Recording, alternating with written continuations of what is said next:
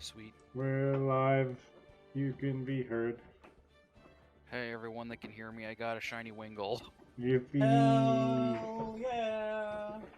Literally Hey, randomly guys. ran into it, too. I was running away from a Resident Evil Sharpedo. 6 is a good game. Don't let anyone tell you otherwise.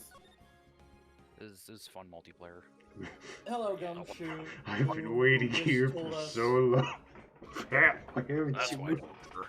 So, That's why I don't remember. I'm still at work. Oh, to go over all our evidence again, because it's been a couple months for us now. We have the sports paper with the Yeah. MC Bomber note on it. Uh, We have the magazine clipping talking about how we fucked up in court. I didn't do that. Guilty. It's not me. that's actually my cousin's birthday. Kudos job listings, which I doubt are going to be very useful going forward, but they're there. yeah. Lunch costs $20. $20 lunch special It sucks. for a single trip. Free. Back in this day and age, that was ridiculous. Nowadays, that's almost a standard price. Pretty much. Yeah, but for that little... Hello, Ridden by my Scooter. phony. Ridden by my phony. Big fat phony. My big We fat have phony. a contract that says John Armstrong's in debt for $500,000. The tender lender. Tender lender. Victor Kudo spilled the vase at his seat. He's very It's sorry not about my that. Very sorry. Our victim died at 1:30 to 2:30 by potassium cyanide poisoning. Between 1:30 and 2:30. The blueprints of the restaurant where the accident happened. With the dividers. The dead man as seen from the kitchen. Yep. More dividers. Robbie's dead. The coffee cup TGH. that the victim drank from. There. Fingerprints. It proved a contradiction because where the lip would be and where they would hold it was wrong. Yeah, we basically yeah. disproved everything Kudo said by saying that he saw stuff that shouldn't be possible. By saying that he saw him with like his earpiece in the ear that was ruptured, and this helped prove that he was seeing things wrong, basically. Victim had a winning lottery ticket for $500,000. Lucky ducky. Wow. Maggie's apron. Big Gross. stains. Not Again, just something that we used to prove that Kudo's memory wasn't all that. Yeah, I remember that. Small The bucket potassium with cyanide stains. bottle. It's found in Maggie's apron pocket. Okay. The victim's prescription bag for his medicine that's missing. We have no idea where that's at. Definitely not the cyanide or whatever. Definitely not Bag is that. empty. Can't be that.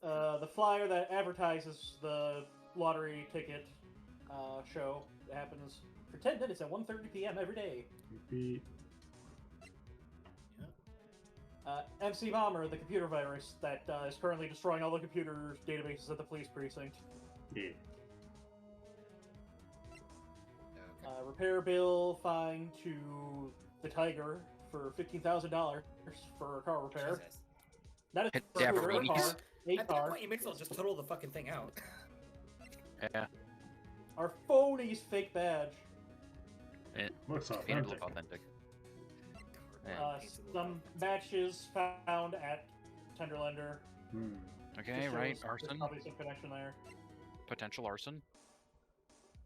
Our dear victim's calendar showing that he was supposed to meet with the Tiger on the day of the incident. Okay. Oh, Glenn Elk's a bad better. He's very bad at betting. He's very bad at it. So bad. There's over 500 horse bet racing tickets. I think it's a And problem. then You just Gumshoe think gave of us one some more weenies to give to fucking The weenie. Bird, Maggie? Maggie. who won't take them because she's mad at him right now. Yeah. And then people, we got Maya, we got Mia, Godot, Glen our Elg. defendant Maggie. Hey Maggie. The Maggie. Bye Maggie. Hey Glenn. Guilty. Glenn, the dead guy. Bye Glenn. Hey Gumshoe. Bye Dick. Gumshoe. I'm always Hey, here. Wait, go back to Gumshoe for a Oh, second. that's Victor. Okay, no. Yeah, I was thinking if you moved it to the right, it would line up exactly where what his face is now, but no. It's a little bit higher up. Hello Jean. How's it going, Jean. Jean? Caribbean Zone. Yeah, that's You that's- gendered man. Hello Shit. Viola. Cadaver. Field look at Rainy. Evil man. Granddaughter of a crime boss. Thoroughly Hello bitter. Furio Tigre. Tigre. Tigre. Yeah. El Tigre. Hello, Remember that show? Lisa. El Tigre? For Basil. Right. Yes, we remember. El Tigre. Absolutely not a robot. Hello, Birdo. How's it going? Angela first granddaughter. We didn't actually meet this guy though. We just heard about him. No, we know of him. Yeah. You know of him. So I'm My surprised, like, we actually, man. Bye, my like, man. like a profile of him at this point. My Or man. at least a picture of him. Oh, he's gonna be So important. what he looks like. Alright, I think I might just be able to do the blue screens. Blue screens. Hello there. Take that! Hello and welcome back. It's okay. What are You're you giving about to me? restart your operating system. No. Uh-oh. She's emotionally locked away. How about you tell me what kind of trouble Mr. Elg was in? I'm sorry, sir, but we don't deal with troubleshooting here. Perhaps you'd like to speak to someone in customer service? What's she talking about? She's crazy. I guess I better just take a shot and see where it gets me. I remember what to do. Miss Basil, let me ask you something. Did Mr. Elg's troubles have something to do with this? Probably Or race tickets? yeah, probably all the failed betting, because he sucks at this. Take that! What is that? A bunch of horse racing tickets, all losing ones. I can't believe this guy's so bad at pulling an Uma Musume. With that many tickets, you could get $1 at the recycling center. You good people are very, very bad. Cashing in on others' misfortune is immoral. Is that a whiff of hypocrisy I smell? But what is the relevance of these tickets? The victim, Mr. Glenn Elg. He had a gambling habit, didn't he? I don't think that's a logical conclusion based on the facts. Everyone likes to go to the races from time to time. Yeah, but not everyone buys this many tickets. Yes, they do. I like that she keeps Anyway, I having to don't move think that left proves and anything right. on its own. She's a big subscriber to the Ramos theory. Oh, I got one to the right, one to the left. It keeps the it keeps the mind healthy and observant. You're right. I'm not through yet, though. Mr. Elg's gambling wasn't restricted to horse races, was it? Lottery. Lottery. I won the lottery! We won the lottery. The lottery. Horse racing. He bought a lot of tickets and lost a lot of times. That's got to have hurt his wallet pretty bad, don't you think? Maybe bad enough to be a cause of some pretty serious trouble, perhaps. No. You are right. Glenn did have a gambling habit. You good people must not follow his example. Do you understand? Trust me, even if I wanted to, I don't exactly have the money to buy anything. Gambling. But if you win, there's no problem, is there? And Glenn had a winning ticket, didn't he? For $500,000? Yeah, but It's hard to imagine how he could have been in trouble then, isn't it? it's true that Mr. Elg won $500,000 in the end. But that was his first stroke of good luck. He was in deep trouble before that. Deep trouble? What do you mean? Mr. Elg's real problem was with someone or something more terrifying and ferocious. The one... What was the His one thing at the end? prescription! Since it says for someone or something, I'm pretty sure they want you to present the profile of the tiger, not the calendar. Oh, okay. Yes, I knew it had something to do with Tiger. Tigre. Like that. Furio Tigre, the boss of the loan office called Tender Lender. Tender, lender. People with businesses should think harder before naming their offices. What, you want to talk? Well, what do you think? Our farm is doing very well at the moment, despite your projected hostility. I don't think we need to borrow money. No, no, no! I mean about Mr. Elg.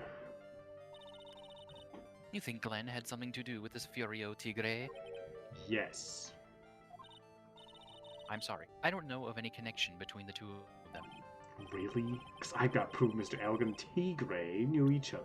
The one paper where he says he's gonna go meet the tiger. If you don't know of a connection, why'd you say it in red? I did In not. red. Furio Tigre, aka the Tiger, is the boss of a loan office called Tender Lenders. This is who Mr. Elg met with on the day of his murder. And the only thing a loan shark would talk with him about would be his debt. No. It's true that Glenn had racked up quite a bit of debt from his gambling habit. About $100,000, I think. American dollars. Ouch. USD. We are in the Isn't this United in States Japan? of America. But I heard no, we are in the United States of America. But I heard he won the lottery and he should have been in the clear. Shame Maggie couldn't get a bit of that good luck. Okay. So the guy got lucky and won the lottery. But what if he hadn't won? What was his plan then? Well, this isn't easy to say, but he said he would use his talents to repay the money. His talents. His talents. I did not say that in red. Why did you put it in red? I suspect he was talking about programming. It's your words, not mine. What computer Not- program is worth $100,000? Perhaps you good people should leave so I can get back to my work. I'm so Did you ever think close about to- that? Leaving? I'm at work right now. The Oh. program in question, was it by any chance this, the CD bomber? Like that. MC bomb. Well, this is it, isn't it? This is the virus that's infecting computers worldwide as we speak, making another Battle Network game happening. You know what horror's happening? No. Fortnite will be forced installed on everyone's computer. No. Glenn struggles. Glenn's head had more processing power than any computer. But it had been infected with a gambling virus. Okay. Glenn was in too deep. You mean he was in debt? You know, thing I already know. $100,000 in debt. Not an easy amount to repay. So, he said he was taking on some extra work, something a bit risky. Risky. How? All right, I'm here. Maybe he was going to become a waitress at Tribulations. I thought that said lesbian at first. Lesbian. God, I wish. What a place to work. Lesbian. Where do you come up with these ideas, Mike? Oh, wait, Lesbians I can don't know, work I don't know, anywhere, Nick, Mike. it's been a month. So it's safe to say Mr. Elg was the creator of this virus, huh? The MC Bomber virus, yes. It was a work of genius. In a bad sort of way, of course, but still genius. Something like that would probably fetch several $1 million on the black market. Do not outline my text in red. Inconceivable Gumshoe was right for a change, by God. This date, December 3rd, that is marked on this calendar. What? That was his deadline for repaying his debts. Please. What did I tell you? If the color fits. I guess we won't be needing these horse racing tickets anymore. Just throw them on the ground. Yep, sure did. Sure Throw him did. back on the... Alright. Use the trash can, Nick! I'm asserting my dominance. I feel great right Later, now. blue girl. Nice knowing ya. Good, they finally left. Hey, Kudo. Bye. Bye, Kudo. Creepy lady. To the woman. Shit. Like that. Oh, I'm on a roll. I'm on a hot streak. We're going for 2. Oh, 4. Damn. Yeah, head yeah, we had to go talk to Gumshoe because he had information relevant to both these cyclops. I'm sure. Both of the CD Sure was a did. virus and information about her because we didn't really know anything about who the fuck she was until we talked to Gumshoe. yeah, we didn't know anything. You said that bandage around your head was from an operation. You also said you suffered a fatal injury to the head, correct? Have you suffered a recent head injury? The operation was very difficult, apparently. Now, by fatal injury, you meant you were hurt very badly somehow, right? I've learned how to change text color. Growing strong. Did the injury in question have something to do with this? Fucking. The only thing coming to my mind is the matches for some reason. I feel like. I guess the car. Didn't we? That'd be my guess. The Could be that. car Given that she's a blew? cadaverini, Yeah, yeah. played by the I mean, well, tiger. if it was a fatal injury to the head, then it has to have been like Makes blunt sense. force or something. So like a car Like a crash. car accident? Like a car accident? Yes. I have here a car repair bill. From this, it seems pretty obvious the car was involved in a accident. Why do you keep saying words in red? But let me I'm see. growing stronger. This bill is made out to the cadaverini. See, I just did it again. Yes, it is. Oh fuck! I didn't mean to. I don't think I ever introduced myself. Tell me, what do the cadaverinis? See, I didn't say the word that time. Have to do with me. Something tells me she's not about to say hi and introduce herself. Alright then. Your relationship with the cadaverines is very strong, and this is why. Do we show Oh, it's her probably the- profile because it has her name? Right? It's either her profile or it's her grandfather. I don't remember, if I'm being honest. On one hand, we it's should probably I go don't know. for. You can afford it. Personally, if I were playing through, I'd go for Grandpa first. Grandpa. Both sexually Let's try correct that. in terms of picking, but I mean, Like that. I know exactly who you are. Viola Cadaverini. You sustained that injury in a traffic accident, didn't you? Lock. it happened about 4 months ago. I was driving in one of our family's cars when someone pulled out in front of me. Oh, fuck! It was a motorbike or something like that. I don't remember much because head trauma. Anyway, I swore to try to avoid it, but Wait, you're old enough to have a car? She's 19, I believe. Oh. She's 25. Oh. yeah, She was 25, really? You're... Yeah, it said that on the it profile. says on a profile. We're the same age with the I'll be honest, I don't care about ages that much, so I don't tend to look. I think the first thing I look at with them. I took a blow to the head. A bad one. Some of this case 19, why do I think 19? Yeah, I can imagine. I could Maggie. probably see maybe I think she's 23. maybe in Japan she's 19. I don't know. I doubt that. So what happened to the person on the bike? They didn't age up Regina to an appropriate age for her suitors. Maya's 19. Well, Maya's 19 right now. Okay, it's the first number that comes up in the thing. That's why it stuck out. Oh, yeah. My age is robot. I'm guessing they didn't get away with injuring the Viola Cadaverini, right? I don't know what happened to them. They ran away. So I heard. Ran away. If they'd stayed, I'd have. Is it possible? Could the person who committed the hit and run have been El Tigre? Like that. Try 'em. It was Oh, this shit. man, wasn't it? He was the cause of your accident. It wasn't on Tigre. I refuse to believe it. No, but your lock broke. We collided. The motorbike and my car. Glided in the But- air. Don Tigre isn't injured at all. Is he? It was the tiger who caused Viola to crash. I can feel it. Plus, one of her locks just broke, so she must suspect it was him too. Way to break the fourth wall, Phoenix. I'm sorry. Metagaming. I'm sorry, Miss Cadaverini. But I have proof the tiger was involved in a traffic accident on his bike. A broken bike. It's fucked up. It's not exactly a motorbike, but Mr. moped. Tigre rides around on a scooter, doesn't he? And you notice that front wheel guard is badly damaged. Miss Cadaverini,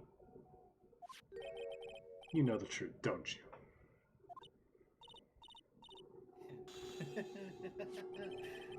The repair bill was paid by Furio Tigre. The cadaveries have known for ages who caused the accident, haven't they? It's possible. Perhaps. Somewhere inside me, I know that may be true. I knew it. But Tantrums still saved my life. The operation was very complicated. It was very, very expensive. How much are we talking? Very, very, very expensive. She seems kind of I'll throw in another hesitant very for good measure. about giving me an actual figure. I should back off. Anyway, it was the tiger who paid for it, right? Tiger. After I recovered, Don Tigre told me. He said he paid for the operation because he, and I quote in red, cared about me. In red. I believe him. In bed. Really? But do you honestly believe that to be true? Do you want to know what I think? I think the reason he paid for the operation wasn't because of you, but someone else. Grandpa. Father. Grandpa. Perhaps I shouldn't be saying this, but your grandfather, Bruto Cadaverini, controls a lot of dubious cash, right? And you're his beloved pride and joy. Sure, I don't know exactly how much the operation cost, but you weren't the granddaughter of Mr. Cadaverini. Do you think Mr. Chige would have paid the money? $1 million. Oh, fuck. It was just a small loan of $1 million. Wow. 4 months ago, I was in a traffic accident. That's why I needed the operation. When I woke up, they told me it was nothing serious. A simple procedure. Oh, really? Well, I guess if she recovered in 4 months, it couldn't have been too big. They said the operation cost $1 million. Yeah, we are in America. $1 million buccarinos? My grandfather ordered Don Tigre to pay $1 million in compensation. Compensation, huh?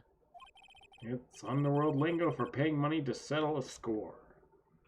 Basically, Underworld lingo? What are you talking about? pay or get into some serious trouble.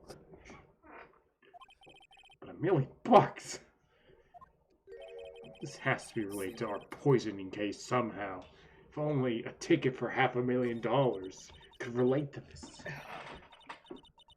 I wanted to believe. I wanted to trust what Don Tigre said. He said it had nothing to do with my grandfather being Bruto Cadaverini. I wanted to believe he helped me because he cared about me, not about my grandfather. Oh, she's crying. But I knew that wasn't really true.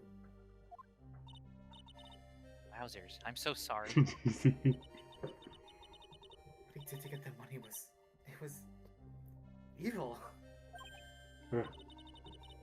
He said it was all for me, so I helped him. You helped him? In red? In what way? Here, take these.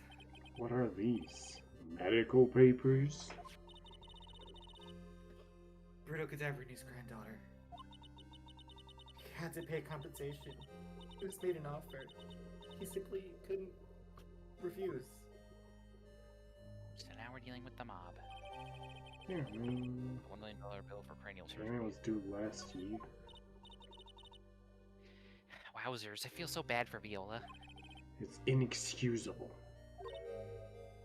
Huh? There are two things that I consider inexcusable. Poisoning and betrayal. Beheading is Give fine. it to your girlfriend. Shooting. Give it to your girlfriend. Alright. Only a coward would hurt people using either of these tactics. He I was hate- enthusiastic of fucking eating that poison. I Is everything alright, Nick? We should get going. I'm getting a stomach ache for some reason. Let's get our espresso. That's Yeah. just gonna give you a worse stomach ache. I won't need to convince Viola of anything else, so I guess I can get rid of this.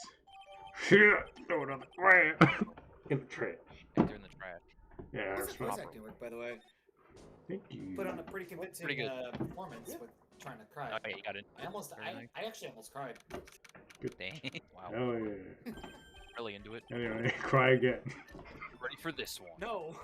Eh, bonjour. I've been waiting for you to return. No. Mr. Armstrong. Ah, good timing. I was hoping to find you here. We'd like to ask you a few questions. As oh. Who? A certain tiger. Well, he hasn't got anything to say to use, fellas. Nah, it's... I don't want to keep saying that. Who are you calling? You didn't even give your name. This fucking shit. Ah! Come from under the table already, Maya. Alright. Scary. Look at his dog. Hand it over. What? Yous want to play games with me? I don't recommend that. The medical papers. Now. I think you want Viola Cadaverini's papers back. You mean this? The $1 million medical papers? Miss Cadaverini trusted you. That's what she said. That she helped you. Forget about it. That girl's dumber than an eggplant. You want to know what's sad? I'll tell you what's sad. It ain't only her face. She thinks she's got power because she's Bruno's little girl. Now that's sad. I can't let you have these papers. Tomorrow in court, I'm going to expose what you did to get the $1 million you used to pay this off. Are you crazy or something?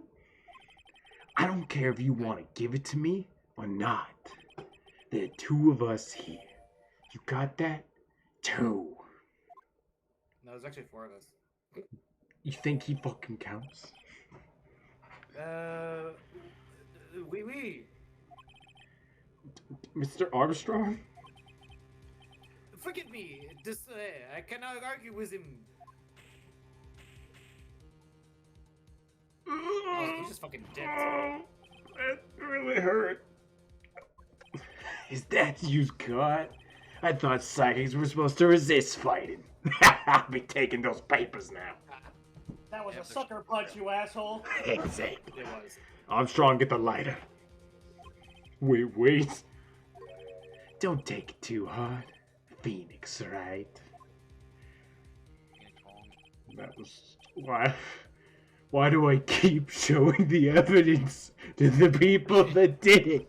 Why do I keep making these mistakes? Oh. Hold it, pal. Oh, damn. Detective Gumshoe. Detective. You think you gonna stop me, copper? Beat it. Whoa. Come on, Gumshoe. Get me together. You guys, get out of here. Leave this guy to me. What? Go, pal, and take this. If you get hurt, who's gonna look after Maggie, huh? You still have the wieners, Nick. Right, thanks, Gumshoe. Wait, Nick, don't leave me behind. I'll get even with that guy tomorrow in court. Tender Leonard's going down. Buddy, do your worst. I've had my head exploded before. I'll see what you can do any worse. I'll explode more than just your head. I mean, Gumshoes is kind of built like a brick shit house, so I think you could take it. Yeah. He's a brick. House. House. January 8th. January 8th. Good morning, Mr. Wright. Good morning, Maggie.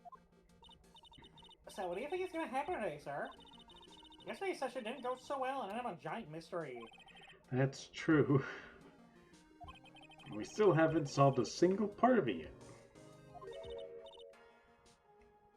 Are you okay, Nick? Only a couple broken ribs, but yeah, I'm fine. I saw that. The little flesh down in your eyes. That bit of pain in your rib cage. No, it wasn't pain. It was determination. Why don't I believe you? Poke, poke. It's Ah! nearly time, Maggie. You better get going to the defendant seat. Oh, Roger. Don't be on, Mr. Wright. I'm counting on you. Your broken ribs. Hey, pal. Wow, he's not. Hey, Detective Gumshoe, you're alive. Quit stressing Maggie out. She doesn't need that. You just poked. How do you know she was stressed? I was watching through the doorway. Oh. Why didn't you Look like you lost the case already. Show a bit of confidence, will you, pal? Here, maybe this'll help. Huh? Have you taken up aromatherapy too? Not in a million years, pal. Don't tell me you don't remember this thing. You know this thing. Doesn't look like one of the bottles. Good thing this This little will be box. found in John's aromatherapy oils. So, This is a small bottle that turned up in Trabian's kitchen a couple of days ago. Right. Wowzers, look at all these little bottles. Oh, the aromatic oils. You got so many, they're overflowing out of the floor. Hey, wait a minute. There's one bottle that's different from all the others. Yeah, it's from the dimension with colors, so. I don't know Wow. why. I'm kind of scared of it. It doesn't have a label. And it doesn't smell. We finally got the analysis results back from the lab. So, what is it? Is it poison? I'm afraid not, pal. It's medication. Medication? Yeah, for ears. Topical use only, apparently. For ears? Stream come back real quick. Yeah, it's the medication Glenn Elm was using for his ruptured eardrum.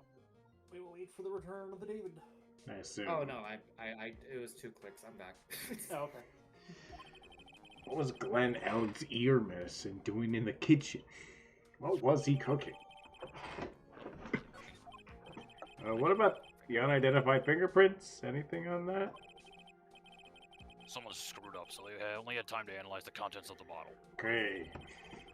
Another hour and they might have gotten something on the prints, but, time. That's gonna weaken its impact as a piece of evidence. Okay, pal, this is it. Make sure your defense is impregnable today. Got it? Yeah, no one's Don't gonna. let it go. No one's gonna pregnate me. Damn I'm it, Nick, good. I was gonna make that joke. I'm gonna expose that guy for what he's done, or my name isn't Phoenix Wright. I always think of that fucking joke from King of the Hill when I hear the word impregnated. Or impregnable. Yeah. Oh, that's right. I forgot I'm Godot too. Oh, yeah. Court is now in session for the trial of Maggie Bird. The defense is ready, Your Honor. I mean, cracking one a cold. Ready and waiting as always, Your Honor. For the hot one. Very good. Let's get on our way at once.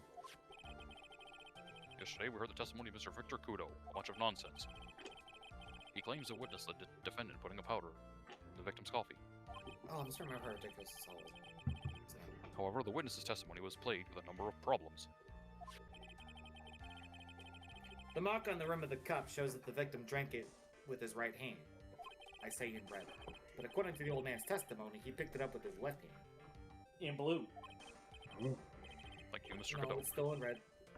Furthermore, according to witness's account, the victim was listening to the radio with an earpiece in his left ear. Yet the victim's left eardrum was ruptured, which made him effectively deaf in that ear. It's amazing how many contradictions in a single case can have, huh, Nick? Glug, glug, glug. Ha! Allow me to enlighten you, Your Honor. The world, you see, keeps turning, and we must turn with it. You've lost me already, Mr. Godot, and this trial hasn't even started. Will find me. Don't let the mysteries of yesterday mystify you today. Only losers think like that. You got to change with the times. That's one of my rules. Are you implying that you resolve these contradictions? You know the answers to these riddles in red? The old guy wasn't just throwing seed in here. And yes, in red. He was throwing us off the scent. Glug glug. And today I'll prove it. Technically, everything you see is in red because of your, you know. Very well. Let the first Hey, witness take the Phoenix, thing. it's time your turn to talk. As the witnesses. And you are? Oh, bonjour, everyone! I am Jean Armstrong, the owner and head chef of La Tribulations restaurant. Enchanté. Forgive me for asking witness, but Mm. what the fuck? Yeah, Judge. Ooh la la, monsieur. As you can see, I am la pert and perky gentleman, no? Do you not see my stupid little beard? On the Judge, day of the incident, you were in Trebian's kitchen. Isn't that right? With you, monsieur? Mm. Everything feels right. talk out. Any flirting in the courtroom? Glug, glug, glug. Ha! Wow. Yeah, he's totally on phase. How's this guy get turned on by anything? Jesus. Very well. Your testimony, please, witness. Please tell the court what happened that day at Trabian. Oui. I don't know what that was. Volunteer. Volunteer. Sure, yeah. My stupid little beard. When it all happened, there were just 2 customers in my restaurant. I remember I was experimenting with some new decos that day. Art decos. Like having a large mirror between the tables, for example. Wait, perhaps that is what the old man was looking at. The cup, the earpiece, and the glasses. You would have seen everything in reverse, in red, no? A mirror? Wait. Oui, un grand mirror. The most enormous mirror. I do not know how you missed that, Monsieur Wright. And suddenly the mystery disappears. Glug glug. Like I said, the world keeps turning, so roll with it. That would explain the coffee gun, the earpiece conundrum. The mirror would have made everything appear back to front. What the heck? It's way too early in the morning for this to be happening to me. Well then, Mr. Wright, you may begin your impregnable examination. Anything stand out right away, or You can press the stuff about the mirror. Probably start Yeah, there. what the fuck is with Yeah, that? it's like- Did you suddenly Start with this one, too. Sure, yeah. Well, they, It's going to be sad. you weren't Fold you were experimenting with Art Deco? How come I never heard about that before today? You're not familiar with the language of interior design, Monsieur? Please stay on topic. Now, why did you tell the court about this before? But I did, just a few moments ago. Excuse me, Mr. Armstrong?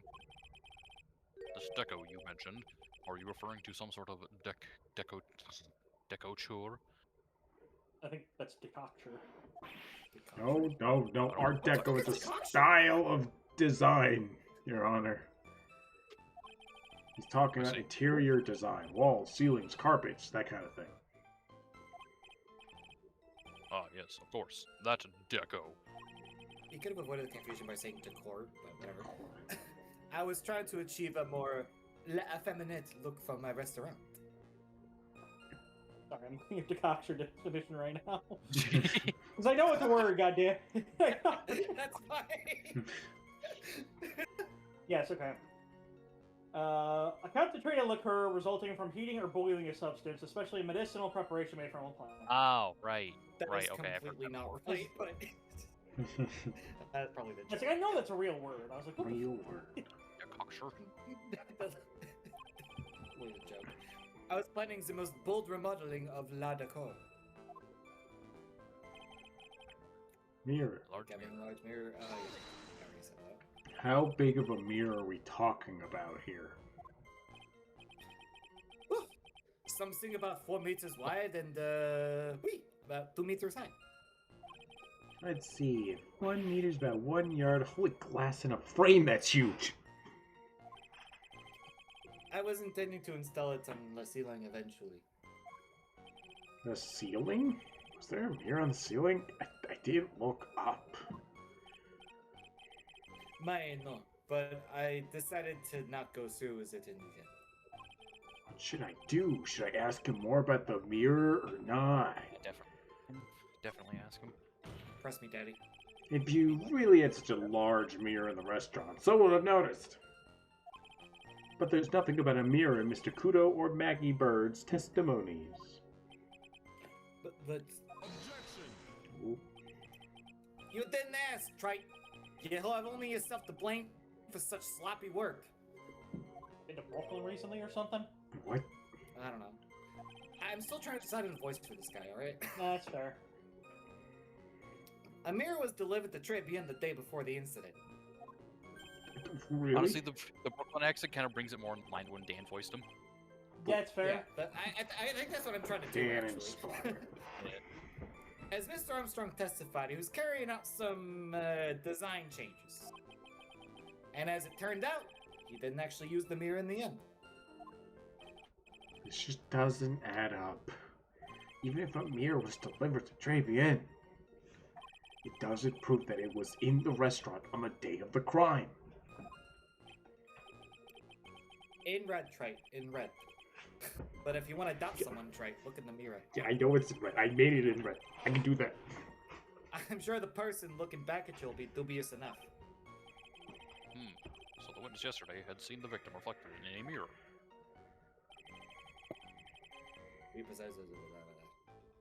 Press that as well. Normally, I expect people to know the difference between a reflection and a real object. Normally? How does normality come into this? Nothing about this is fucking normal, Trite. Fuck. Fuck you. Huh? Are you trying to say that if something isn't normal, it isn't possible? Is that it? I don't... Where does that porky-headed lawyer and that top-notch chick over there and the ungodly cool guy with the mask over here? Well, Drake! Yeah, not there! I do not have a top knot. Oh, Trudeau was I forgot to right. say leave. A lack of normality is no basis for discounting an argument. Bien! Logic as one laddie. What the opposite? I got owned. Okay, so I'm thinking the floor plan has something to do with this. Everything. We would have seen everything in reverse. We. Hey, Nick, we should take a second to think about what old CD said in his testimony. How did he phrase it again? The boy was wearing the earpiece on the same side as the green lines of his specs. No question, you can lock me up if I'm wrong. It was his left ear, without a doubt. And then he used the same hand to pick up the cup. His left cup. His left hand. His left cup. His left cup. He saw everything he described reflected in a mirror. His left boob is defective. And everything he said he saw on the left was actually on the right, huh? And that clears up all the problems with this testimony, I guess. Or does it? Ha! Kind of hard to believe everything is the fault of a mirror, but... You think old CD saw everything through a reflection?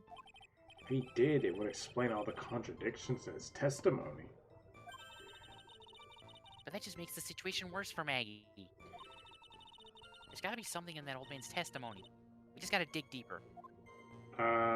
Wasn't he able to read the fucking paper? If that was in the mirror, he shouldn't be able to read that, right?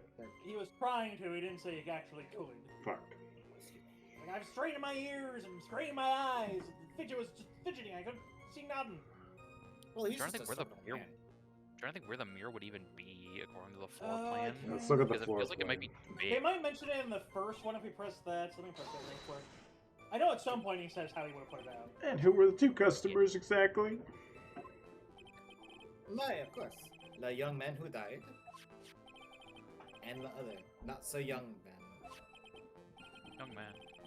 Referring to yesterday's witnesses, I presume.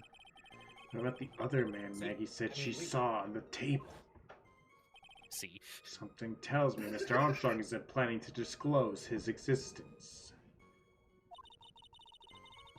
we need some hard evidence first before we can bring him up, don't we? I guess I'll just have to try a different approach for the time being. It must be a later testimony then. So Yada. I can tell you right now, just because I know they will mention it at some point. How they would say that he would have put the mirror for them to have seen it. Like basically, like, Maybe. can you see my mouse cursor right now or not? No, cannot see No. your mouse Okay. cursor. Basically, there's a The mirrors could have been in the partitions. no, the mirror. They would say it's like basically where the strip in between all the tables is, right in the goddamn middle. Which is like, Yeah, that's what I mean, the partitions. yeah, that's how they explain where they would put the mirror. It's like, no way, no fucking That- way. But whatever. Okay, that's- yeah, but the game doesn't say there's anything weird about that, so it's not. Yeah, I was thinking the only mirror place is a it would weird be spot. yeah, because the only other place I thought it would be a viable place to put it was on the back wall where the door is, which wouldn't Yeah, be no, it's possible. like in the middle of the floor between all the tables is where Oh, they in the see middle mirror. of the floor itself? Okay, that is just fucking Yeah. dumb, but alright. Yeah, that's weird. Okay, so how the fuck do we advance this? Would have seen everything in reverse, so can we prove that he didn't see something in reverse? Did he? Sorry, excuse me.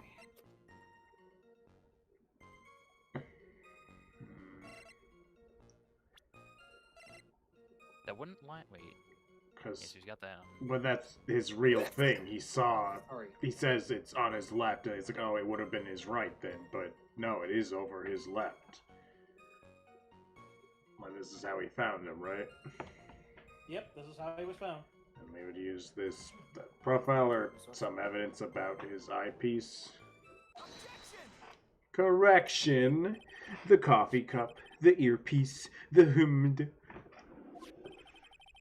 Let's think back over Mr. Kudo's testimony for a second, shall we? Wearing the earpiece on the same side as the green lens of his spokes. No question, you can lock me up when I'm wrong. It was his left ear, without a doubt. So, to summarize, we were told both the HMD and the earpiece were on the victim's left side. Now, if Mr. Kudo saw that as a reflection in the mirror, it means both the HMD and the earpiece were actually on the victim's right side. Exactement. You see, monsieur. Now that you think about it, it is not so hard, no? Unfortunately, that's where we run into a monumental contradiction with the facts. If Mr. Kudo really did see everything in a mirror, why is it the HMD is now on the wrong side of his head? Ah, fuck. Order, This is order, dumb. order. Mr. Wright's correct. That's almost like his name was right. That the victim's reflected in the mirror. Then we would expect the victim's eyepiece to have been on his right eye. Objection! But it's not. Second cup. Glug glug. How bitter. Trey, you should have a taste of this bitterness. It'll calm me down in no time. Are we talking about your coffee or something completely different? You don't understand the way the witness thinks.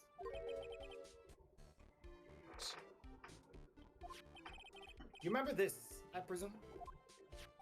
The I broke the vase. Sorry, apology let. It's not called a letter. Why just say a let? Exactly. The old man has one very grievous red habit, other than throwing seeds. The more of an expression something makes, the more muddled his mind makes it. It's called gaslighting, Trey. And what's the most striking thing about Mr. L? Clearly, it's the victim's eyepiece. And that's my point. The old man strikes again. Mr. Elg's made a big impression on the old man.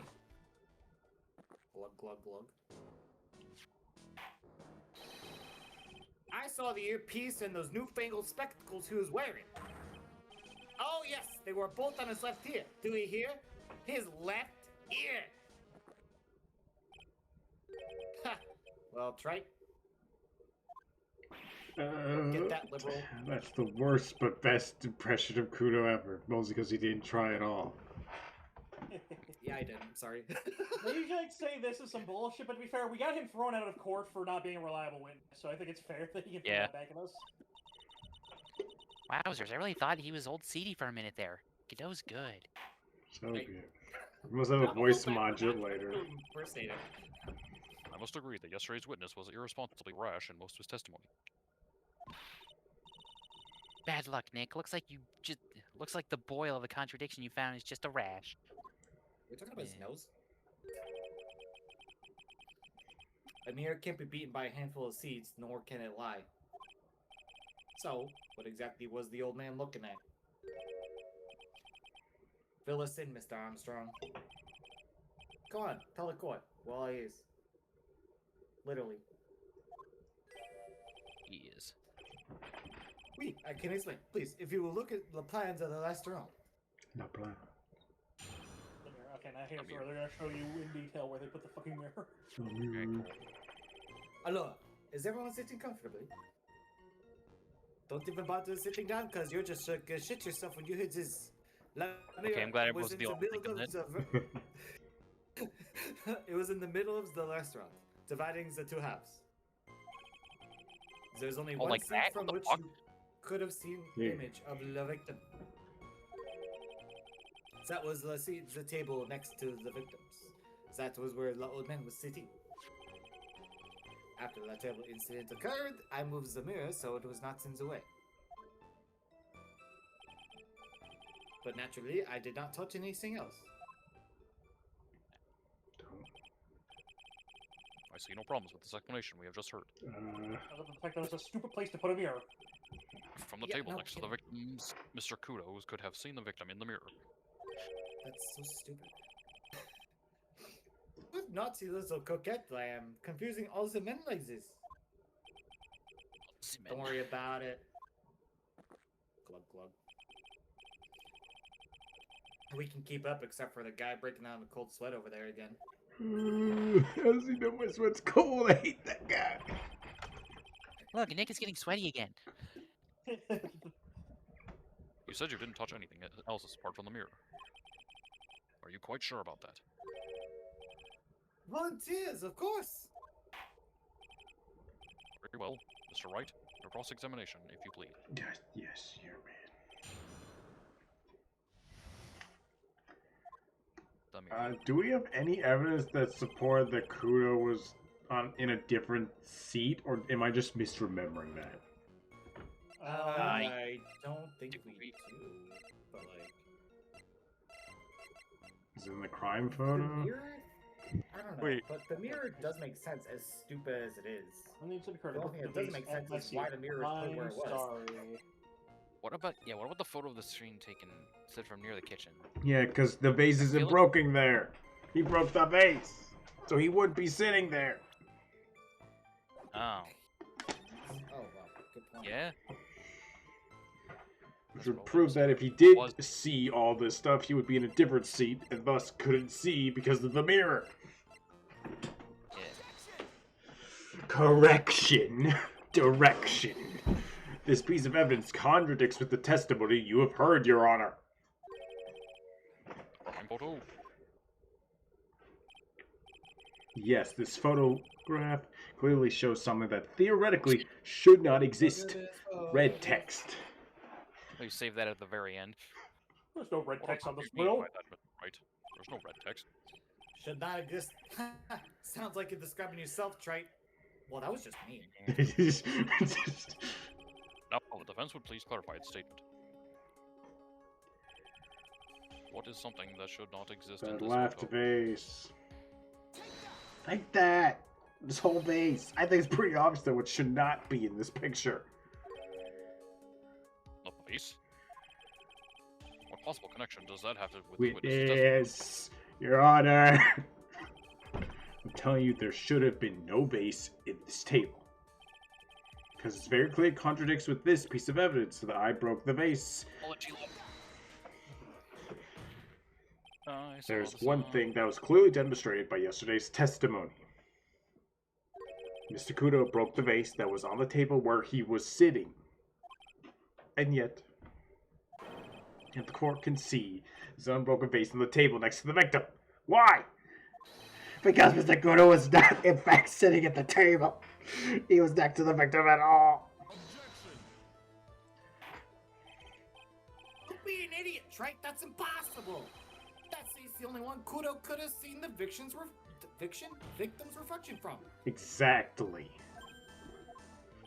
There's only one conclusion we can draw from this contradiction. There was no mirror in Tribulation that day. Your testimony, Mr. Armstrong, is an elaborate lie. Well, I mean, Kudo is a crazy old man. Don't try to confuse the court, Trike. Obviously, the witness cleaned up the vase while the police were taking their time getting to the crime scene. Correction! Unfortunately, Mr. Godot, that doesn't quite work for me. Mr. Armstrong already testified to the contrary, in his own words. I did not touch anything else except the mirror.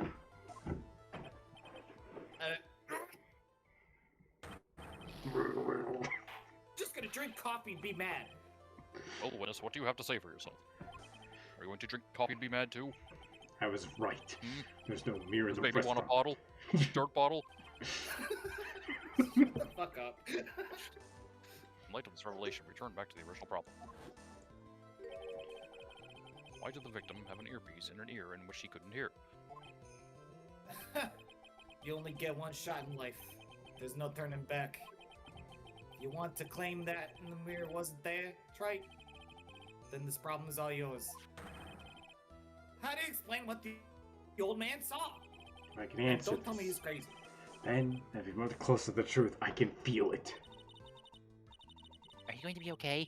Can you really solve this contradiction, Nick? There's more than just one contradiction, Maya. There always is. What do you mean? What do you mean? Remember what Maggie told us in the void. Hey, stop putting me in the void like that. There was another man at the victim's table. And there was a sample CD on the victim's table. It all flies in the face of Mr. Kudo's testimony. Because he's a crazy old man. And I think I know the reason why nothing in this case is adding up.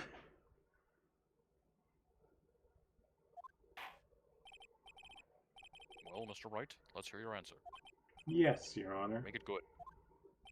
The reason behind all these contradictions in Mr. Kudo's testimony is simple. Scooter made a mistake. Don't I make a you're not. mistake.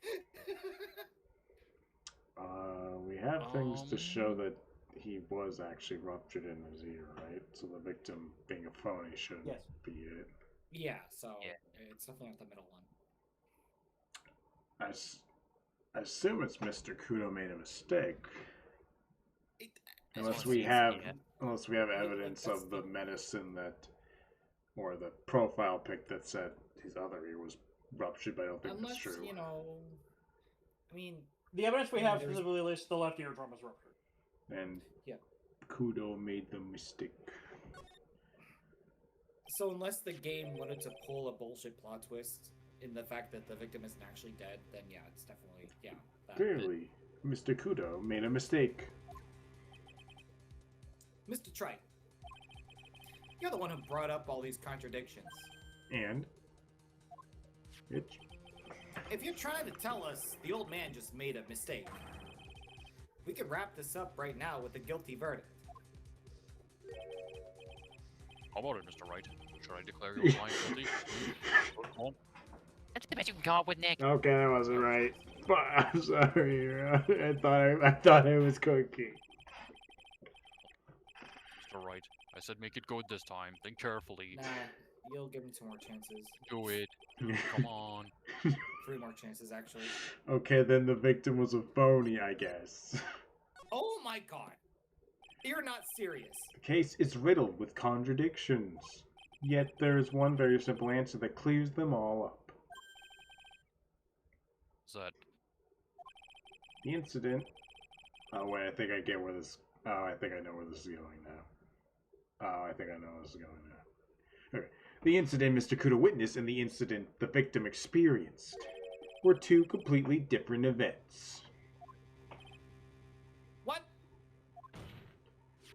What? Yes, the victim that Mr. Kudo saw wasn't Mr. Glenn Elg at all. It was an imposter, a phony pretending to be Mr. Elg. If we turn his name around, it's Glenn Elg. Oh my god, you're right! It's just him again. Obviously, unlike the victim, there was nothing wrong with the imposter's left eardrum. Who is this clone? That's how he ended up wearing the earpiece in his left ear by mistake. Okay. Glug, glug, glug. Love how he has to stop and drink every time he does it. Order, please. Shut up, please. Settle down. No. Stop. Quiet, Gramps. Why don't you clear out of here, huh? What did you You too. What did you say? Trey, are you saying that what Mr. Kudo saw was a setup? Red text? Yes. Someone pretend to be Glenn Elg and acted out the Oh my whole God, coffee it is- poisoning. Oh my god. Never. All for the express purpose of creating a witness for one Mr. Kudo. Get real, Trey. Why would anyone want to do that? Isn't it obvious? This thing Mr. Kudo was most insistent about in his testimony was... That's the server guy right there in the defendant's chair. I remember that. It's so hard to believe, but There was one and only one reason to show Mr. Kudo this fake poisoning. To show Maggie Bird in the act of poisoning the coffee. I get it. Are you insinuating that the H's the old man's story was a fake as well? It's true that there were no other customers at the restaurant at the time, but... It's also true that Chef was there. He would have known what was happening. that's right. Well, witness, chef, if your restaurant really was the scene of such theatrics, you would have known about it, correct? Ooh la la, this is the most difficult for me. No, it's quite simple. All you have to do is testify. You are under oath, after all. Just testify. Was there, in fact, a phony at Tribulations that day? The defense demands that Mr. Armstrong tell the whole truth and nothing but the truth. Now testify. Boy. The defense request for initial testimony is accepted. You will accurately explain in detail the events of the restaurant that day. Oui. We. Le victim, Monsieur Elg. He came to my restaurant alone. I remember the old man arrived not long after. There were no other customers. Yeah. When he got word he won the lottery, Monsieur Elg became very excited. It was approximately 5 minutes after the poisoning incident occurred. No, there was no time for a phony to do the acting.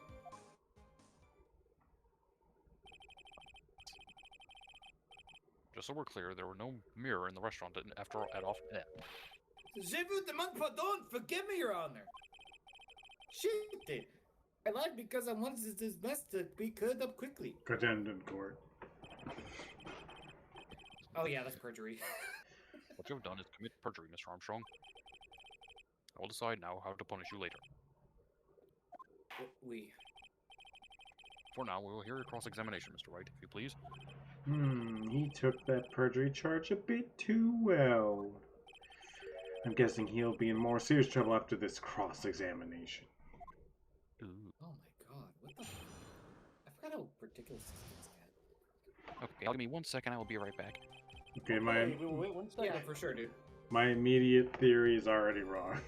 Like the sentence after I said that. Yeah. Wait, what was your theory? What were you thinking? That Glenn had hacked the fucking station or his radio or whatever to make it say or run. I guess we don't know if the other person was there, right? We have no idea if No one else has confirmed the existence of the other man with Glenn Elg except for Yes. Maggie herself. my thought is to get out of his debt, made a fake ticket and a fake announcement of his fake ticket to make it seem like he won $500,000. So he'd be like, all right, here you go. I paid off my debt. You could just have the ticket. And then he'd make it out or something. Very interesting. But it doesn't really solve anything else besides the immediate of like, Yep.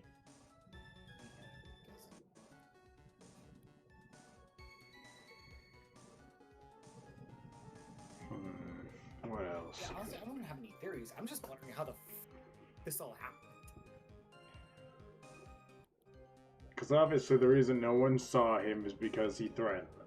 Like, they just got scared. We saw it in the scene when Gumshoe came to save us. Bro literally said, there's only 2 people here. And they're like, yes, sir. Actually, what he said is there's 2 of us here, implying that he had Armstrong at his side against Nick in that instance. Oh. And that also changed my other theory. Alright. Okay, I'm back to cake.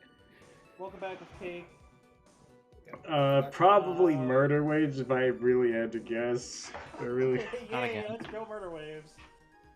Did anything stand out, or should I just press everything? Press. Run through them real quick. I want to see the statements again. Okay, Eld came alone. There's Old man something. arrived not long later. No other customers. Oh, right. He got word he won. Became very excited. 5 minutes later, he got poisoned. Okay, there's Now something for with the phone- timing. There was something with the timing in the evidence we've got to go along with this. I don't remember exactly what it was, though. Well, the autopsy report says, like, he died between 1:30 and 2:30.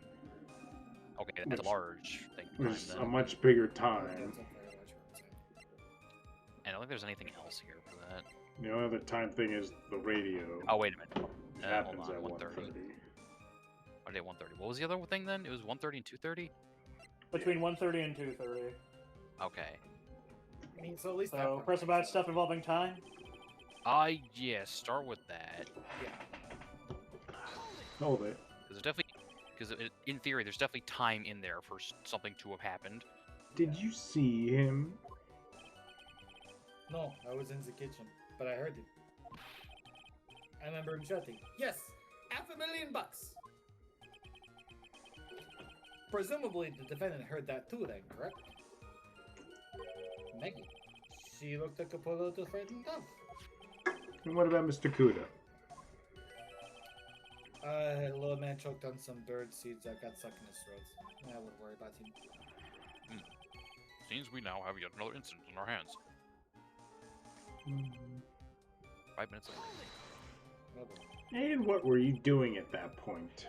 Without any customers, you must have had time to kill. Oh, well, there's a woman once here. What do you mean? There's the renowned chef Jean Armstrong and the tragic poet Clarice Armstrong. Clarice. Oui, I was writing a poem. An angry tale of a chef in $500,000 of debt. What I pronounced to be cooking for a man who won $500,000 on the lottery. It is called Pourquoi. It means why. Perhaps I could recite it for the court. Please don't. Ah, shit. Pourquoi?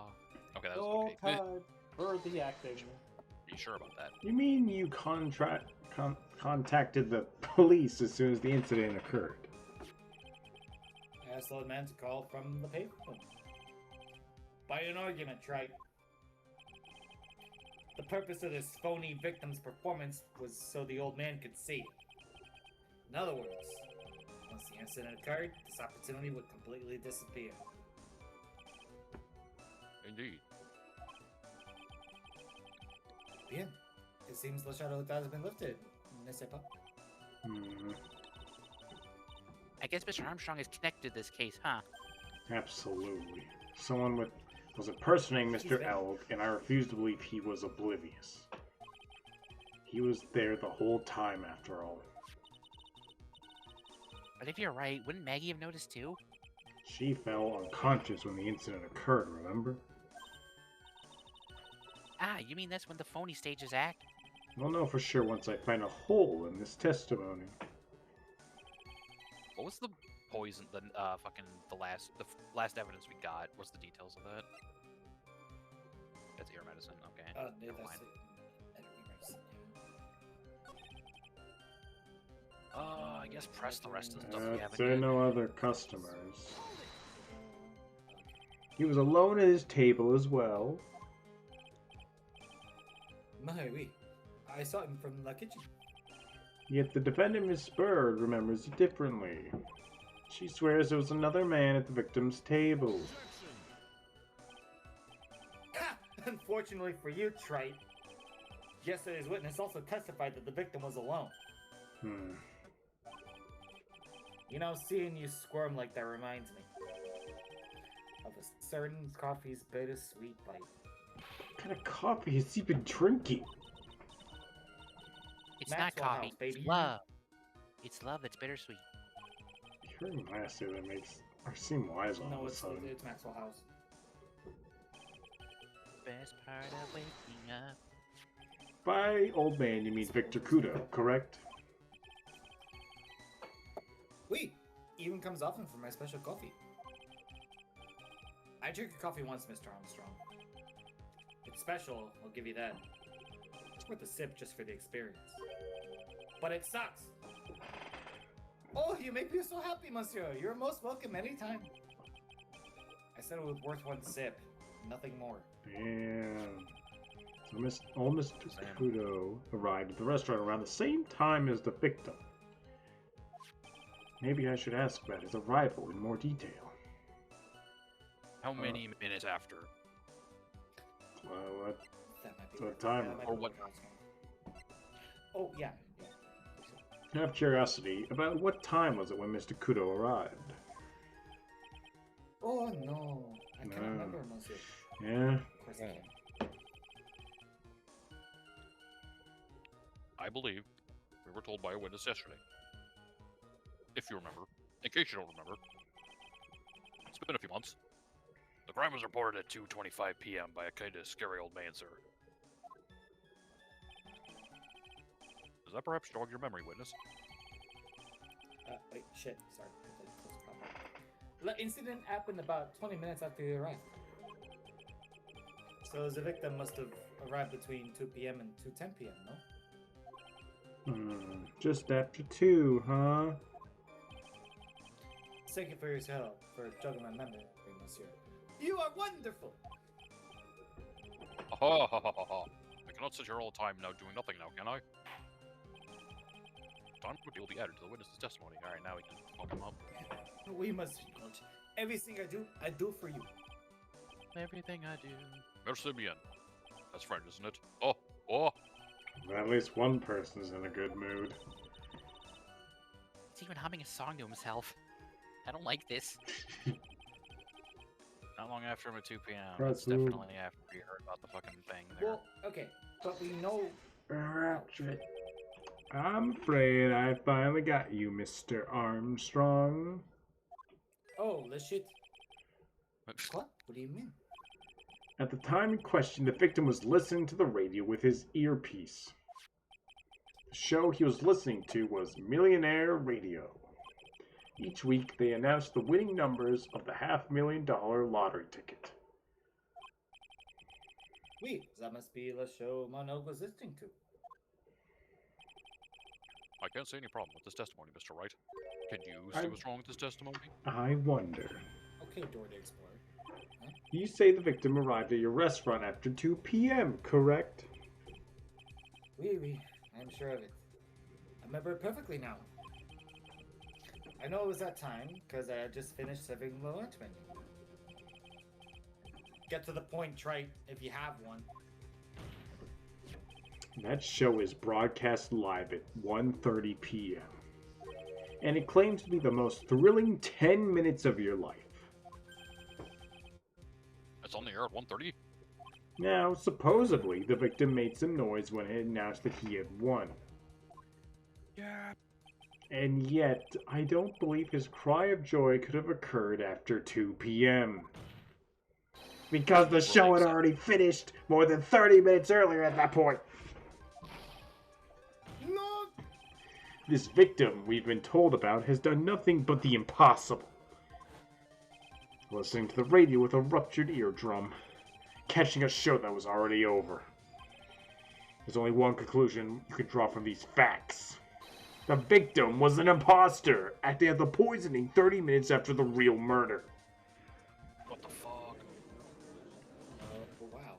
Yes, there were 2 Glen Elgs in Tribulations that day. The real Glen Elg, now dead, having been poisoned by the real killer. And the phony Glen Elg acting out the events for Mr. Kudo to witness. You're a phony. Why would he do Certainly seems that way. I mean, if that wasn't the case, how could you explain the time discrepancy? that? Good performance, Trey. You're almost on a roll. But sadly, you lack the rock-hard foundation of rhythm to build your song. I What? dabble in playing the Music bass. Theory 101?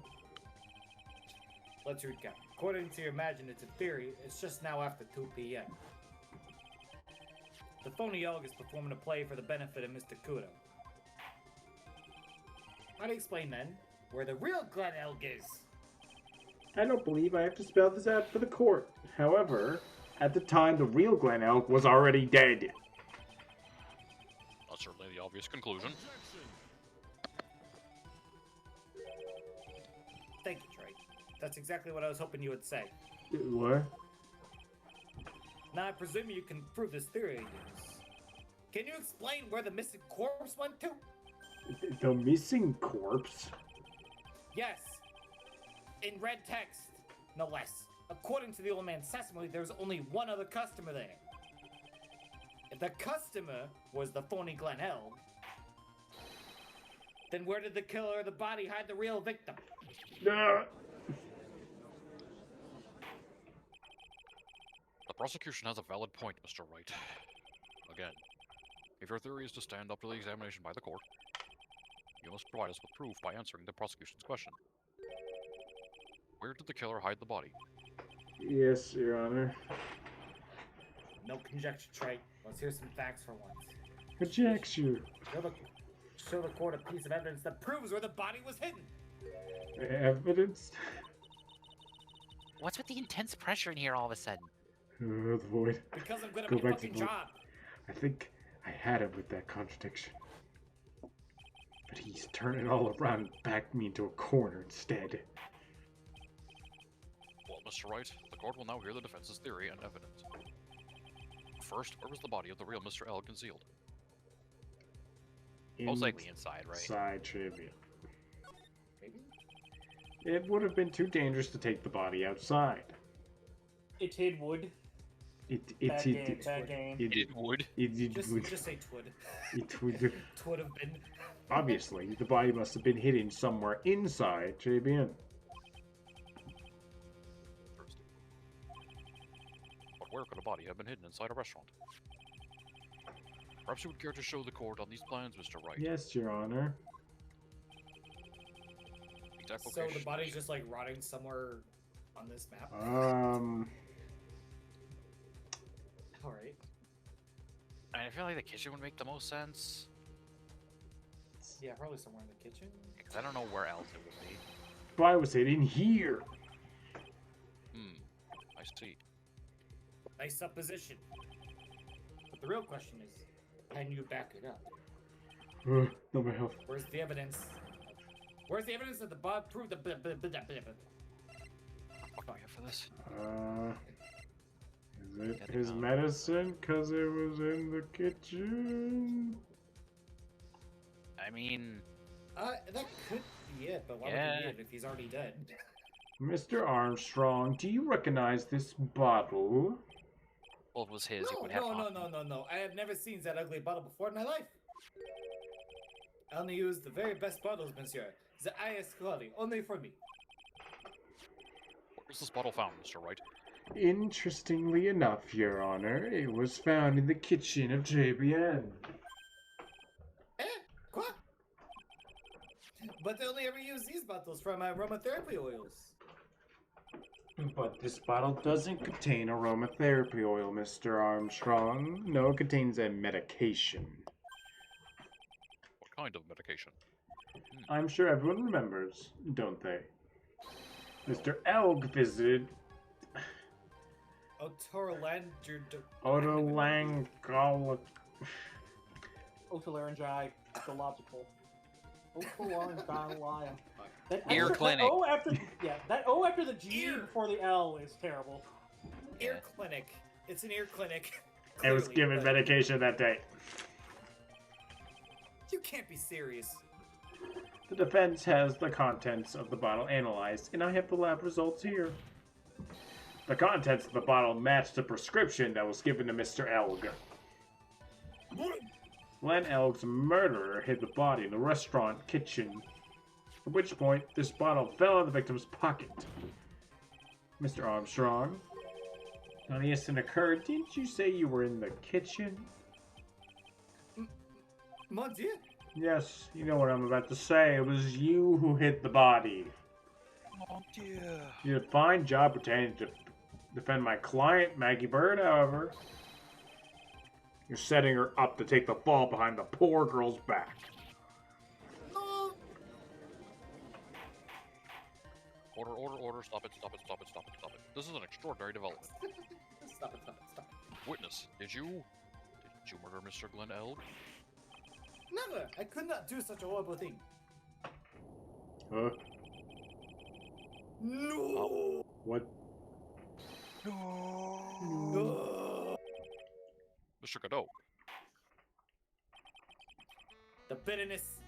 how much coffee do you have in Every that thing? time I get lied to, I always down a mug of coffee. You guys maybe surpassed my fucking limit. You know that? That's one of my rules.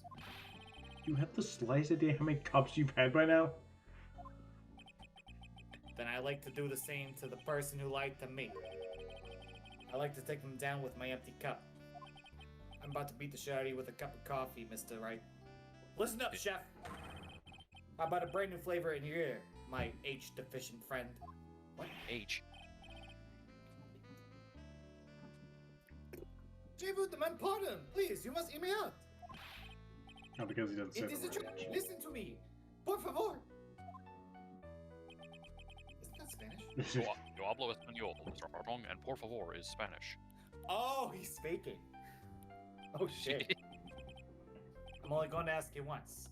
Did you do it? No. Absolutely no.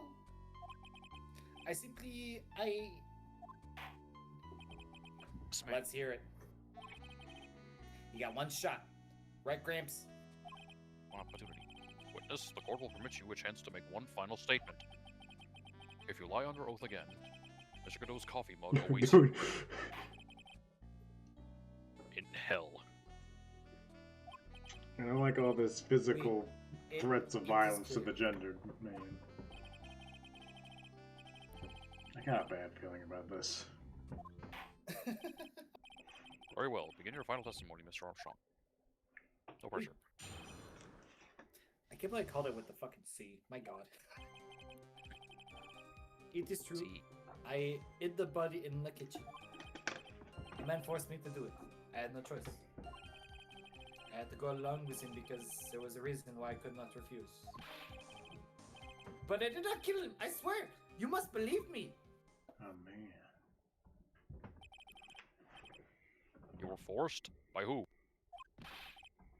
I cannot say, or I will be erased. Let's try a I different think I'd rather question. go to jail. Mr. Elg died. He was really the only person at this table? There was... Oh, hey. There was another man. There he is. I knew it. Maggie was telling the truth. You may cross-examine the witness now, Mr. Wright. Do your There's thingy. just one more thing I need to do. Yeah, just do that. I gotta break this guy. I gotta get him to tell us the name of the real killer.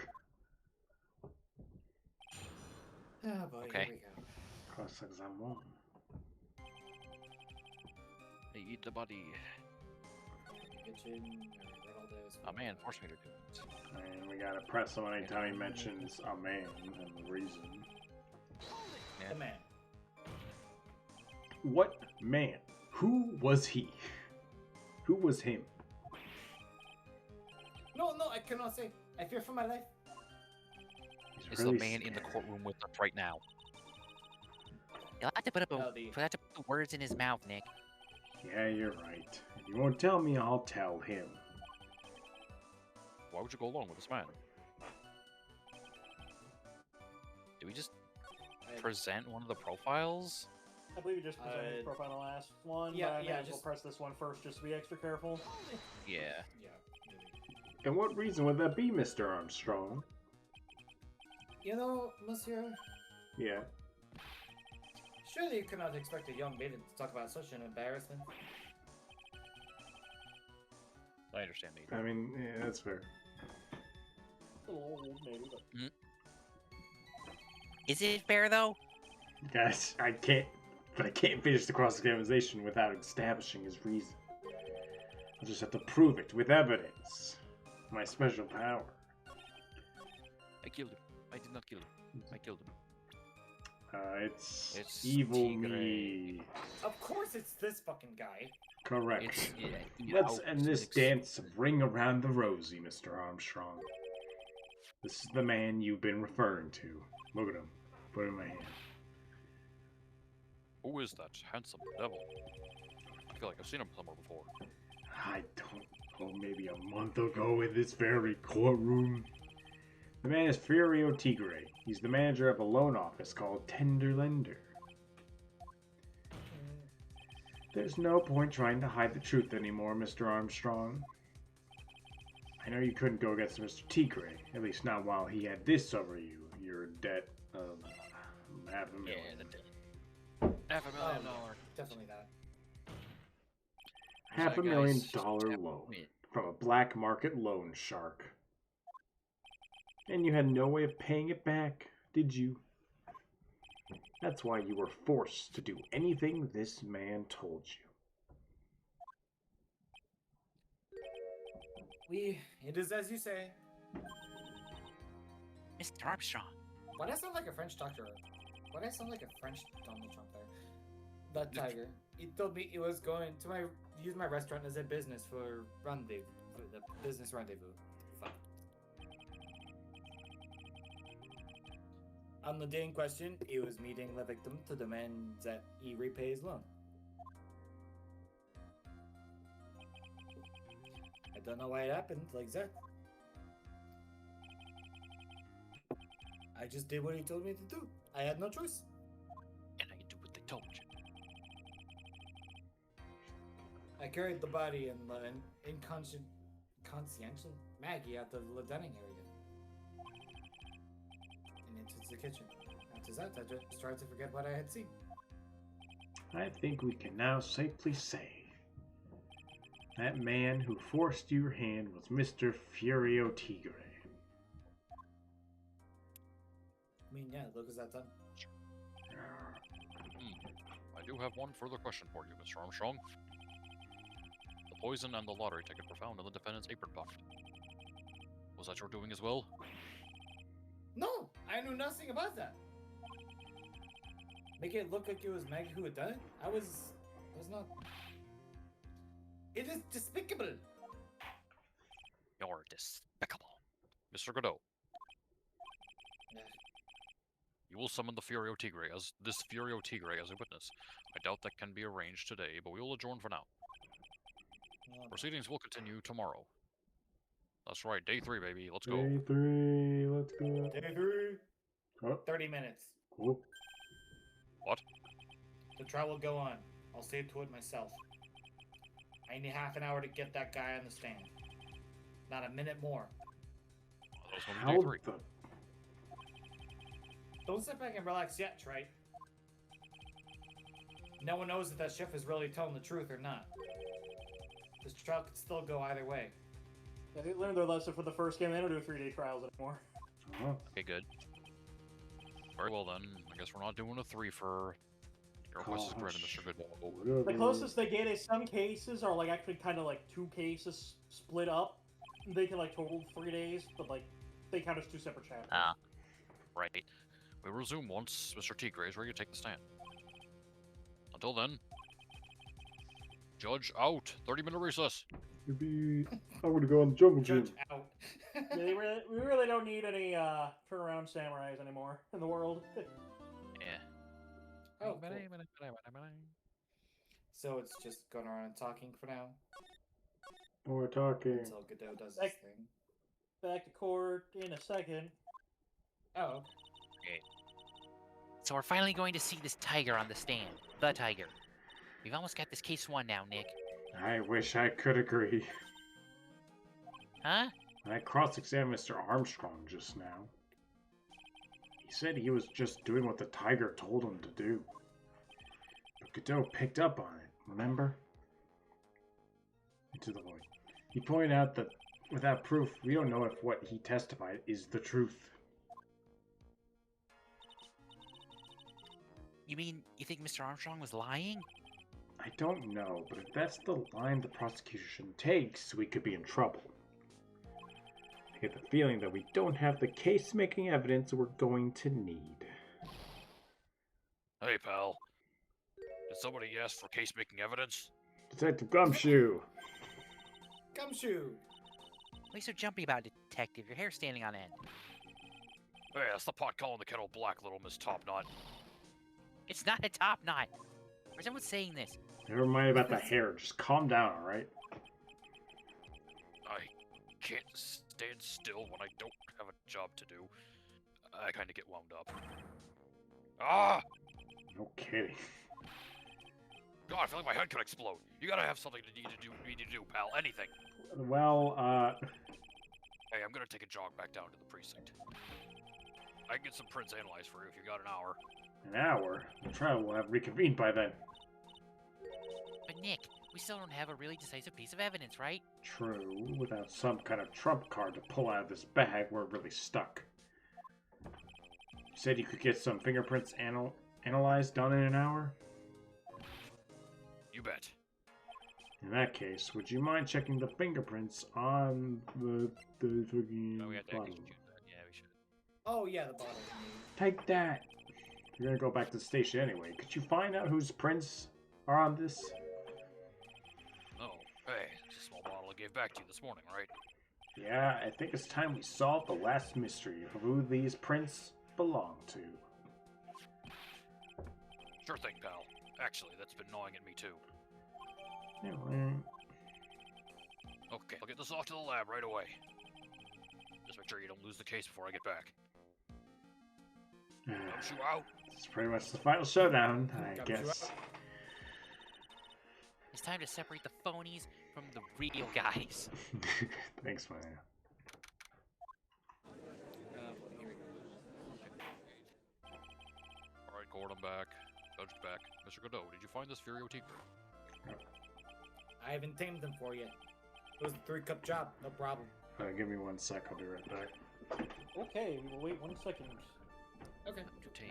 Alright, 1 second over. Damn. Oh, Sam. So, what have you two been playing lately? Metaphor and Pokemon. Of course. Also- What about you, Mike? And WoW. I'm back into WoW again. Oh, you are? My brother got me back into it. It'll only be for like 2 months, and then I'll get bored of it again. But for like 2 months, I'm gonna be playing it again.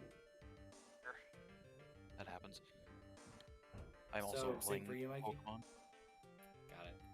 Yeah, I think. Oh wait, I think it was before you guys showed up. I was telling Nick I was playing through Resi 6. Oh, okay. Just Leon's campaign, just to hype myself up for Resi 9 when it comes out. That's fair. At the end of the month. Have you played Resi 6 before? I remember like years upon years ago, I played through Leon's campaign with Zach, but I completely forgot what happened because it's been so long. So Yeah, I remember I played a good chunk of that game with them too. Mhm. Only multiplayer. It's weird to imagine playing that game in single player. it's not that bad actually. Right.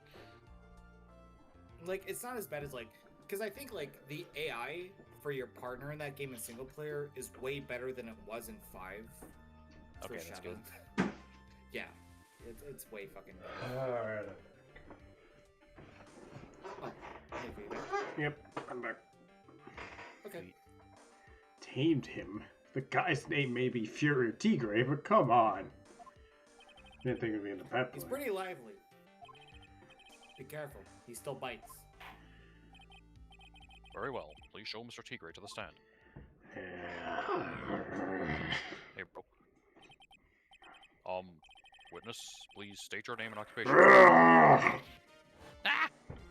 Don't hide under the table, Maya. Unless there's room for me too. Oh my god. What'd you mind- say to me?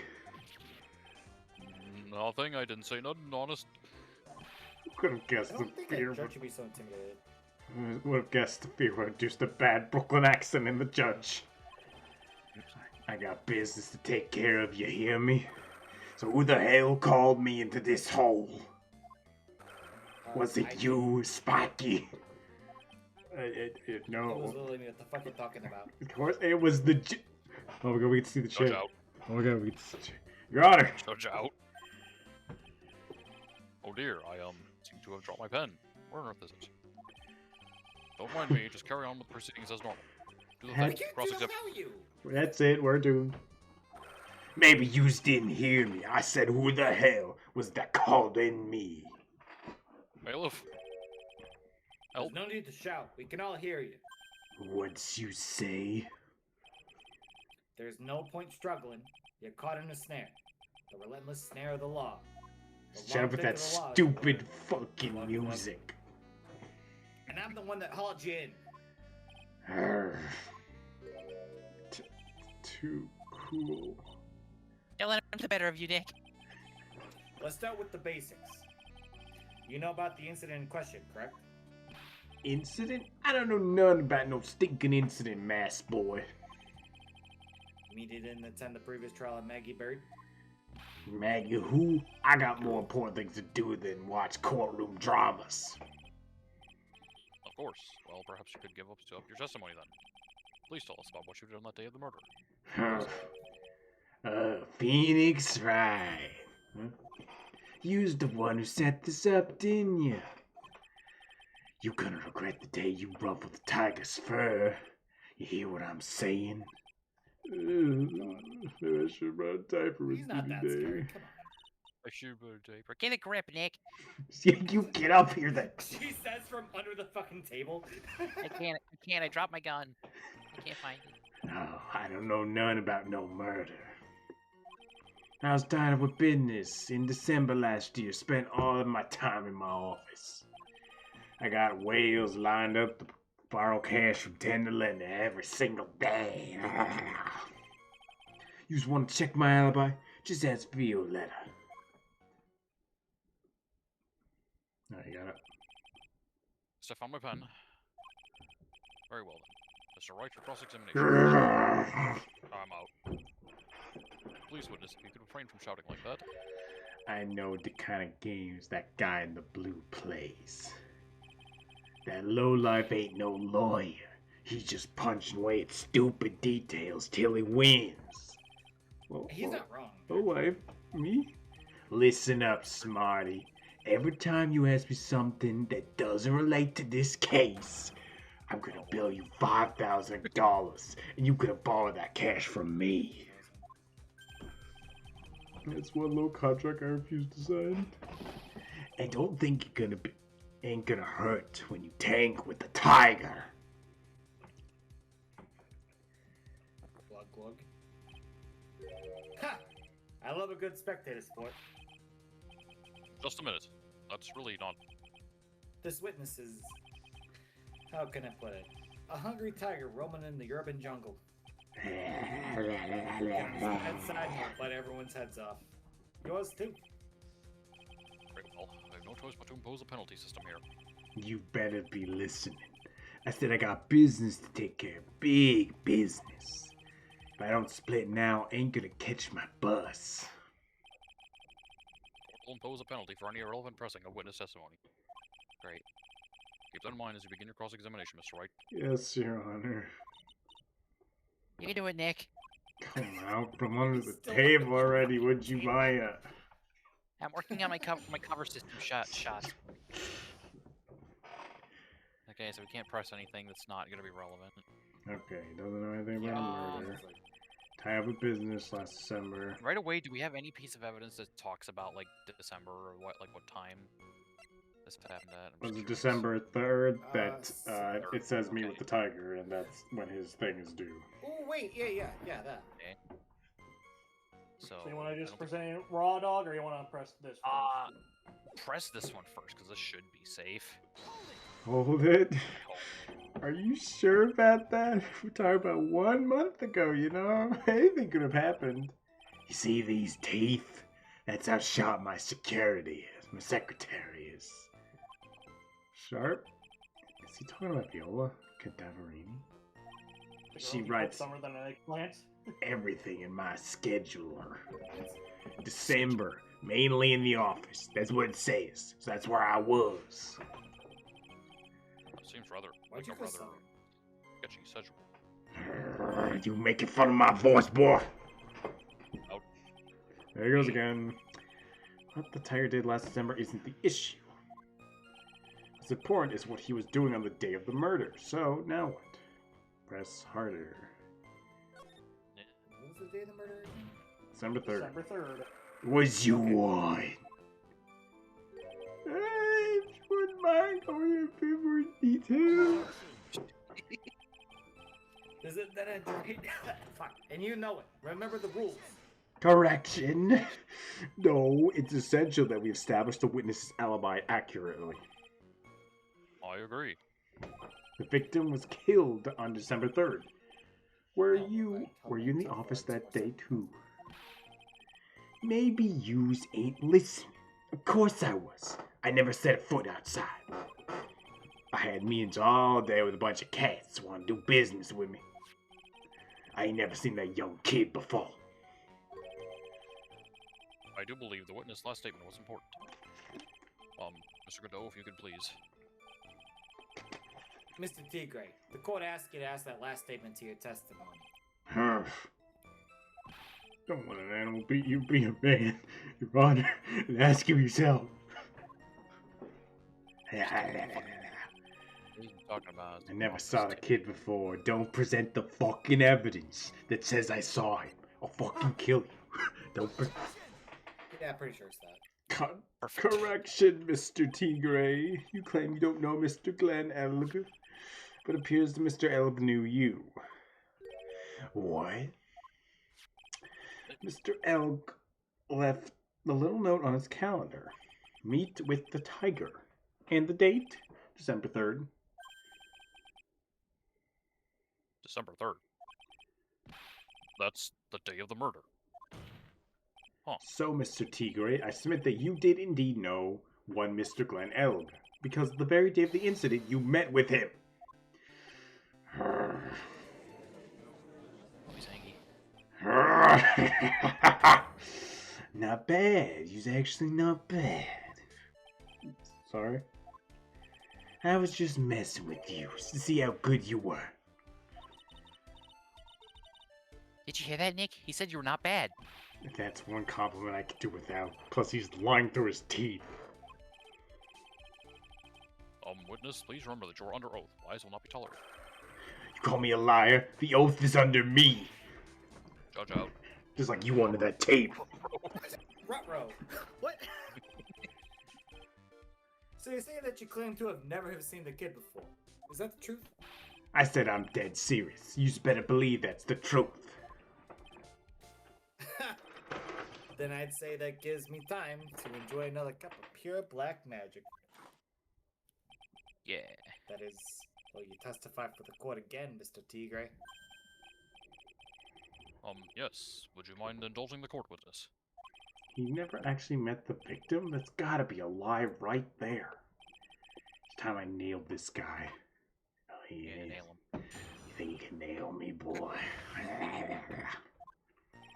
I ain't no liar. I never met Glenn Elg. There was some lame guy with that name, though. Wanted to borrow cash from me. I set up a meeting with the guy at my office, tender lender. I wait around for him, but he ain't never show. I ain't never, ever been to that Tribulations joint. You was here?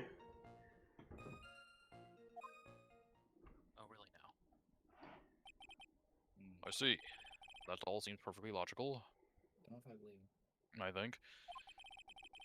You had arranged to meet with the victim, but he didn't show up. Yes, it happens all the time.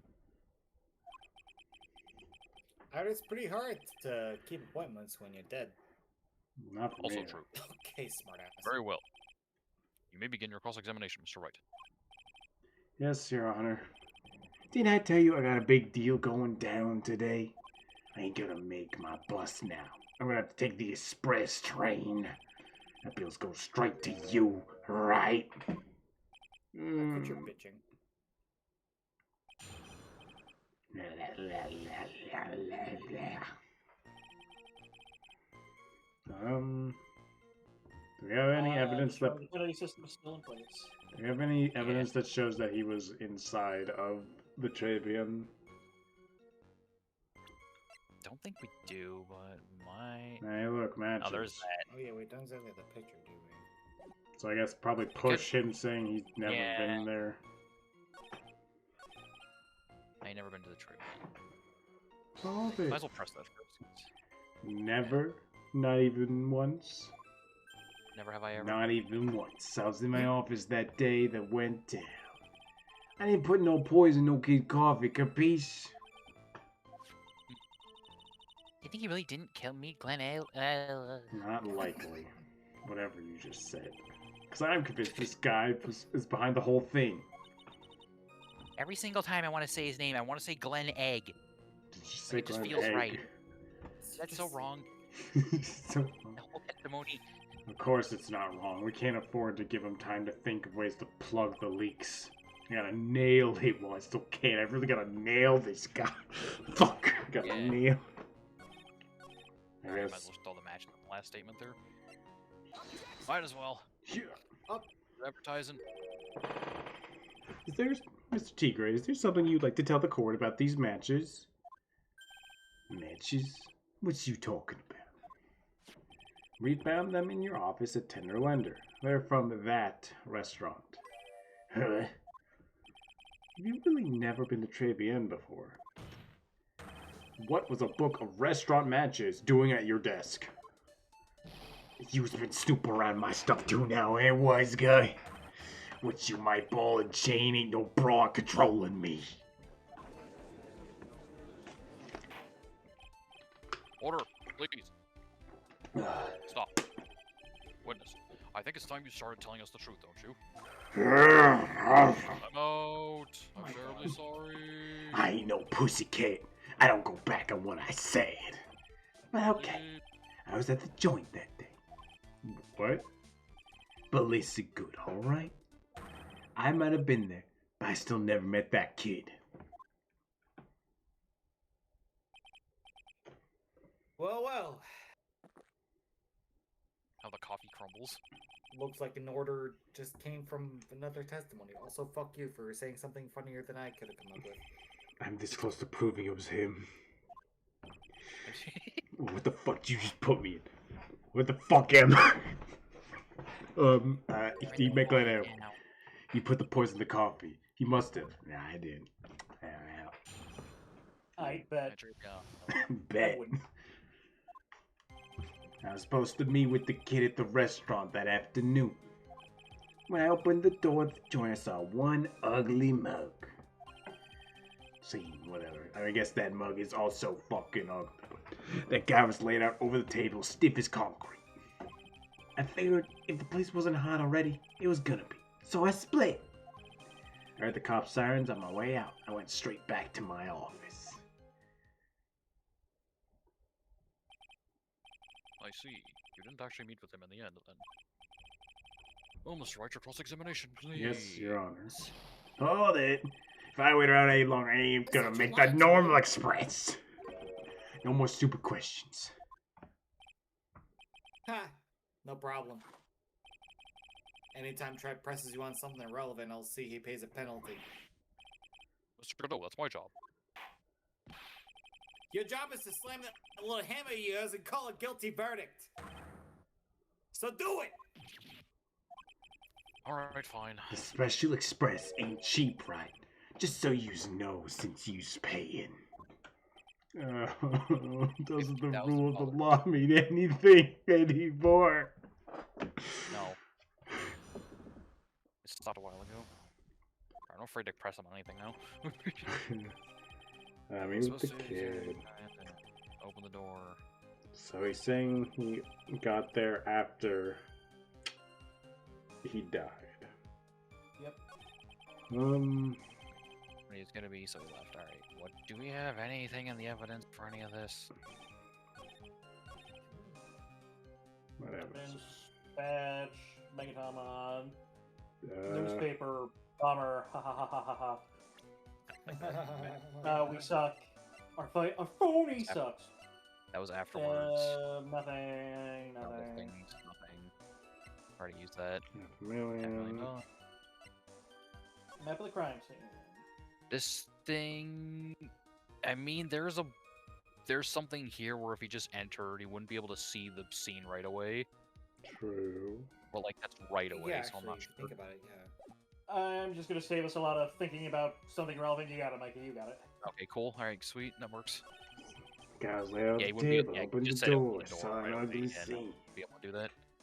Thank God the floor plan's finally relevant. Don't fucking do it. Correction, you're something of a loan collecting pro, aren't you, Mr. Tigre? No one escapes the tiger's clutches. Well, I'm something of a lie detecting pro. What? Oh, really? And no one escapes the phoenix's clutches. I think it's time we get something straight. Oh yeah, you trying to be straight. Yeah. What's this, Trey? You tried in A line college. of relevant questioning? These are the floor plans of the crime scene. You say you were standing at the entrance, Mr. Tigre. From there, your field of vision would have been covered an area something like this. Indeed, the witness would have had a clear view of the victim's seat. Isn't that what I just said? I saw the back of the kid's head. Nope. Dividers. Unfortunately for you, that is not possible. If the court would think back, you'll remember that between each of the tables is a tall partition. Furrow divider. Why? That's true. Now look at the plans again. The truth is painfully obvious. From the entrance, the field of vision of any customer walking in ends here. Now look who's getting sweaty now. From the entrance of Trabian, you couldn't have seen the victim's seat. But you did see the victim that day because you met with him. Wrong! Have you forgotten the old man's testimony yesterday? You know, despite the fact he's old and crazy, the victim was alone at his table. But the defense just proved the point to be mute. The victim witnessed by Mr. Kudo was not Glenn Elg, but a fake. What? Phony. In order to have Mr. Kudo falsely testify, the real killer posed as the victim he had just killed and acted out a charade. That will do. This trial has gone on long enough without the obvious question being answered. Who exactly was this real killer who impersonated the victim? You say the killer murdered Glenn Elg, Well, no shit. and then impersonated his victim in the performance of Victor Kudo? In that case, Mr. Wright, reveal the identity of this criminal to the court. Who impersonated him? Who killed him? And then also impersonated him. They're claiming that they're the same person. I guess it is. Fucking Either Viola or It's Tigre. gotta be Tigre then, because like there's no one else that could be. Despite the fact his skin is very red, but sure. The killer is Fio Tigre. No one else could have done it. what? Well, witness. Don't forget, this is a month ago. He could have gotten the fake tan in the time between then and now. What do you mean 15? I don't Yeah, think that that's his color- natural skin color, no. Now that's So you- cute. you- You just think you could pin this on the tiger. Maybe you just don't understand. The tiger's king of the jungle. I dare you to say it again. Come on, you got the guts.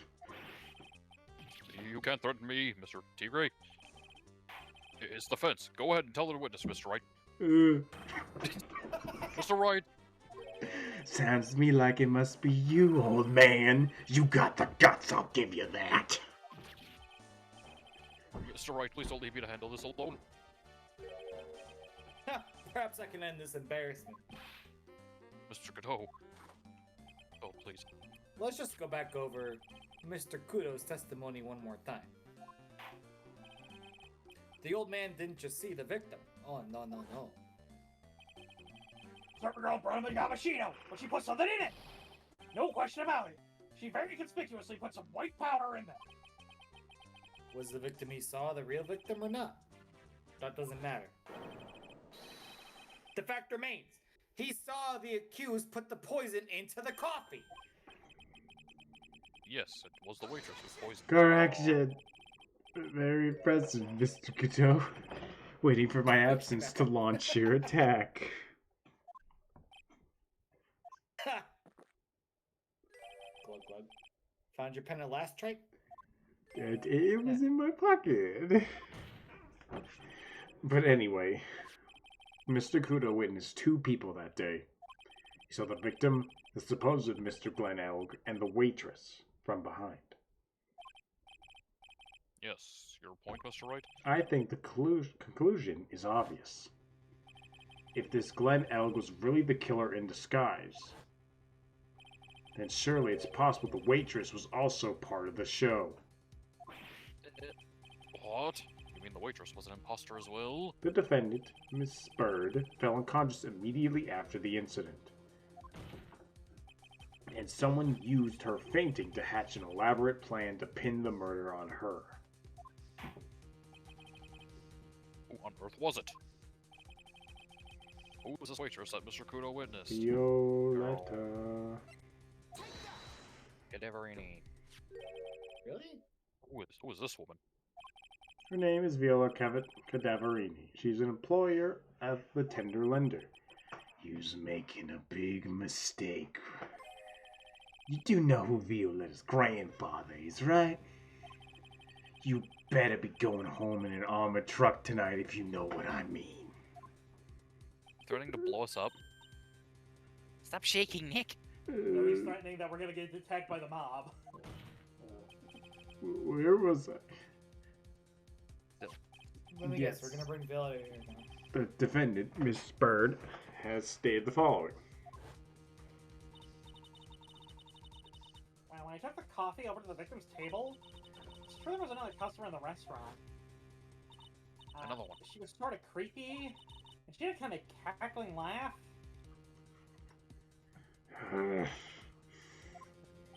There are just too many contradictions in this case. The second man at the victim's table who nobody but Miss Bird seemed to have seen. The earpiece worn by the victim in his left ear when the eardrum was ruptured. And the radio show he was supposedly listening to half an hour after it was over. There's only one logical explanation that clears up all these contradictions. The whole incident took place twice. Once for real and once for show. And Mr. Furio Tigre, the only person who could have committed the crime, is you. It's you. You're the only one. Witness, what have you got to say? That's cute. Sorry? You's alright. I could do with a guy like you around. What do you mean? Okay, I'm in on this game. I'm gonna have to charter a jet to get me to my meeting now, but I'm gonna give you one more thing to think about before I go. Something to think about. You's got it all wrapped up nice, huh, right? Look at me, I'm Phoenix Wright. I have no adult friends my age, so I hang out with little girls! Oh, I have friends. Oh yeah, name one. Name one, Buster. There's Lair, Edge. I don't want to lose my friend. The guy at the holding center. Yeah, nice try. That guy's way too cool for you. You're missing one real important thing. Oh man, it can't be. I was in the joint that day, and I met that kid too. But I couldn't have poisoned him, you hear? What? You really expect us to believe you now, Mr. Tigray? Ha! What a troublemaker. Troublemaker? Looks like we're going to need another one for the road.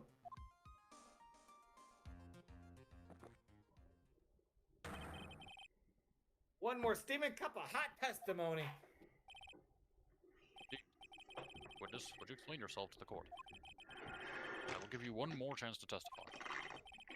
What happened that day at Travian between yourself and the I victim? almost threw my water. Yeah, I loaned El cash about $100,000. That day, he was due to have a little chat. The kid had hit his paycheck date, see? So anyway, he tells me he got no way to pay up. I'm about to flan the guy when he starts screaming. Yeah, I won $500,000. Got lucky, you know? Real lucky. If that waitress hadn't done what she done, everything would have been over.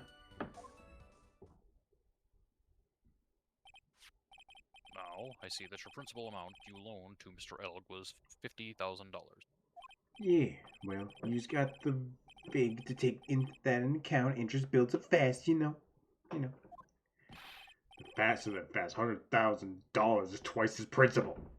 And the repayment deadline was December 3rd, the day of the incidents in question. Yeah, he was one lucky kid. He got the $500,000 just in time. So I ain't have no reason to kill the kid. And if I ain't got no motive, you ain't got no case. His motive. He has to have. What is it? How's the victim? False examination. Here we I'm go. guessing then. He is. I'm guessing the press result in damage, right? Yeah, he is also it's- in debt, so like that would be a motive for him to steal the money, because I assume the money that goes to the company doesn't really go to him. I don't know if we have a direct connection to that though, so I'm not sure which one we need to press. Right. Get no way to pay about to fucking kill this guy. Is it $500,000 just that he has no motive? No, he just touched the waitress. Which that done would have done, everything would have been over. The waitress, you mean? The girl with the glasses in defendant's chair. Who else could I mean? If she hadn't gone the way, things would have been bada bing, bada boom, over and done with. Maybe I should have pushed a little on this. Yeah, fuck it. Wait, ask about what Maggie did. I guess how things would have been. I assume what Maggie did, because how things Yeah. would have been is he paid me. I bada bing. I bada binged. Yeah, maybe do ask. Well, we about also that. know what they claim Maggie did. They're gonna just say she put poison in the coffee and he fucking died. So, And how things would have been, because maybe he'll say fucking. What exactly are you implying the defendant did? How you be go ask Four Eyes about the $500,000 ticket? She wanted What? so bad, she poisoned Elg's coffee. Correction. A likely theory, word hasn't held water lately, Mr. Tigray. Let's forget that the witness was actually at the scene, Trey. The law don't exactly agree with some of the deals I sent down. I couldn't be there when the cops showed up, so I split. I see. Your Honor! Glug. The witness's last few statements are worth a good 2 cups of coffee. I concur, Mr. Godot. You'll amend your testimony accordingly, witness. 2 cups of coffee. So that's what she's after, Phoenix, right? My business with that kid was over. you think you have anything to contradict that, or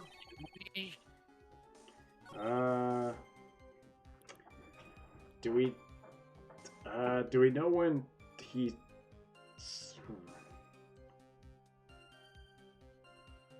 Check what other Do evidence. we know what time he showed up at the restaurant? Because, again, depending on Well, if he timing... was there to see Glenn's win, it had to be like 1:30, 1:35. Yeah, it'd be Yeah, Yeah. exactly.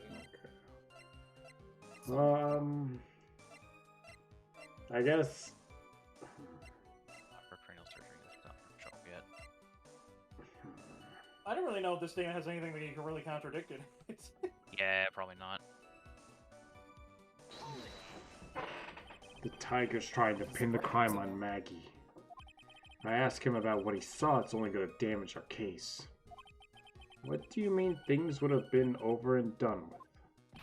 Are you all there? What? I'm talking about the cash. I was there to get my 100,000 bucks back. That's all. I'm a businessman. It was all coming together before the waitress got in the way. It's all come together. As far as I can see, as far as I can tell from the witness testimony, other than recouping his loan, Mr. Tigray had no motive for killing the victim. Well, Mr. Wright, are you happy with the testimony? Would you like it amended?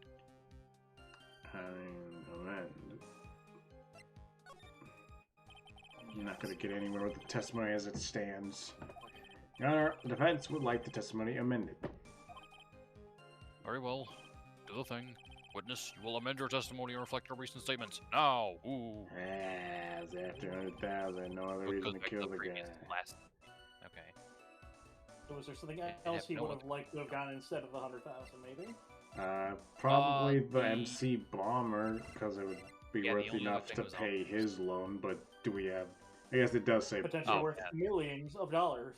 Yeah, it would be that. Yeah, there we go. So you intended to get back the $100,000 Mr. Elg owed you, correct? I loaned the guy the cash, so that's my right. Unfortunately for Mr. Elg, I don't believe the $100,000 is what you were really after.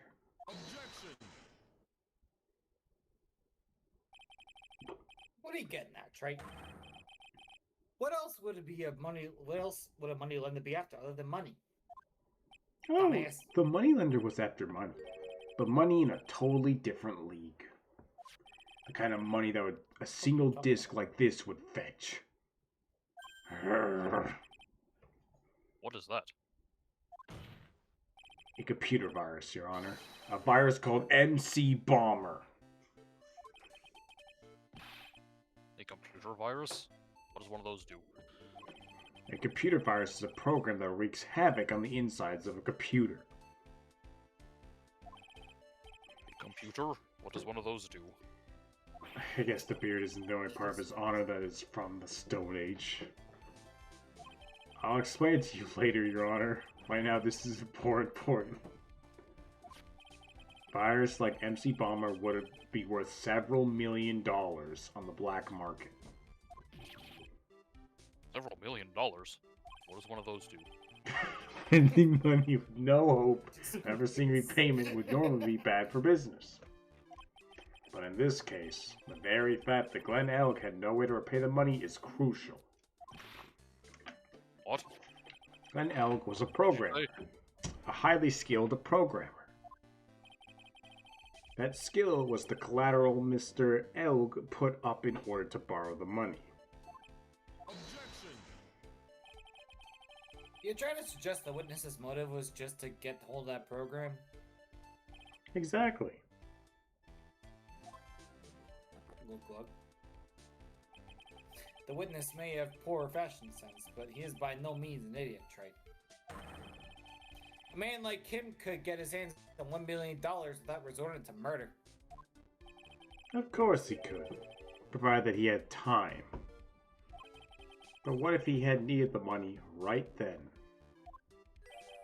When the pressure's on, the luxury of choice tends to disappear. it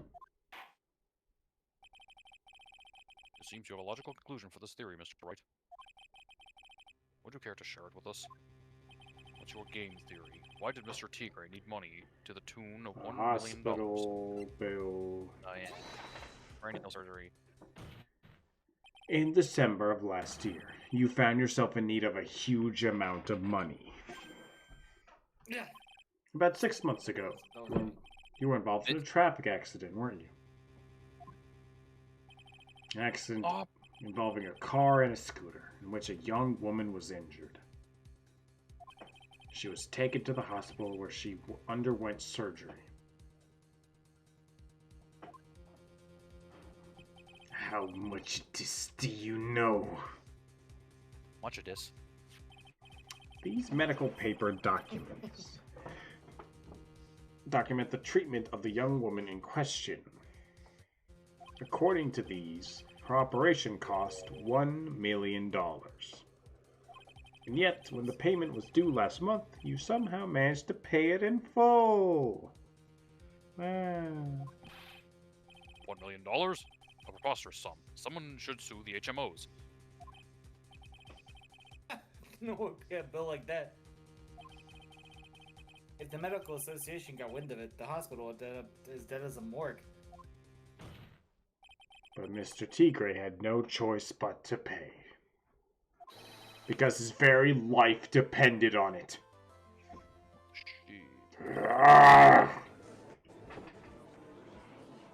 Oh boy, the tiger's loose now. Order, order. Please don't make him angry. I see his life dependent on Mr. Wright. Indeed it did, simply because the injured woman was none other than Viola Cadaverini. No. Did you say Cadaverini? Mm-hmm. Cadaver. Rudo Cadaverini, mob boss in charge of all underworld activities in the city, and doting grandfather to his precious Violetta, also known as Viola Cadaverini. Your life was in danger unless you paid compensation to the boss, correct? It makes sense. You were desperate to acquire that $1 million Bruto Cadaverini demanded of you. So desperate, in fact, that you decide to sacrifice Glenn Elg's life to pay your debt.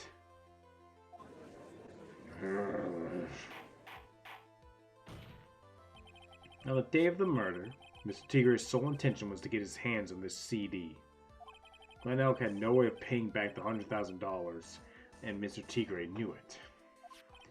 But then a miracle happened in red text.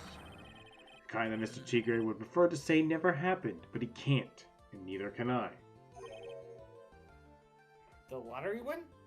Exactly. At the 11th hour, Mr. Elg won $500,000 on the lottery, which left Mr. Tigre with no way of getting his hands on the all-important CD. At least, no legitimate way. Thing is,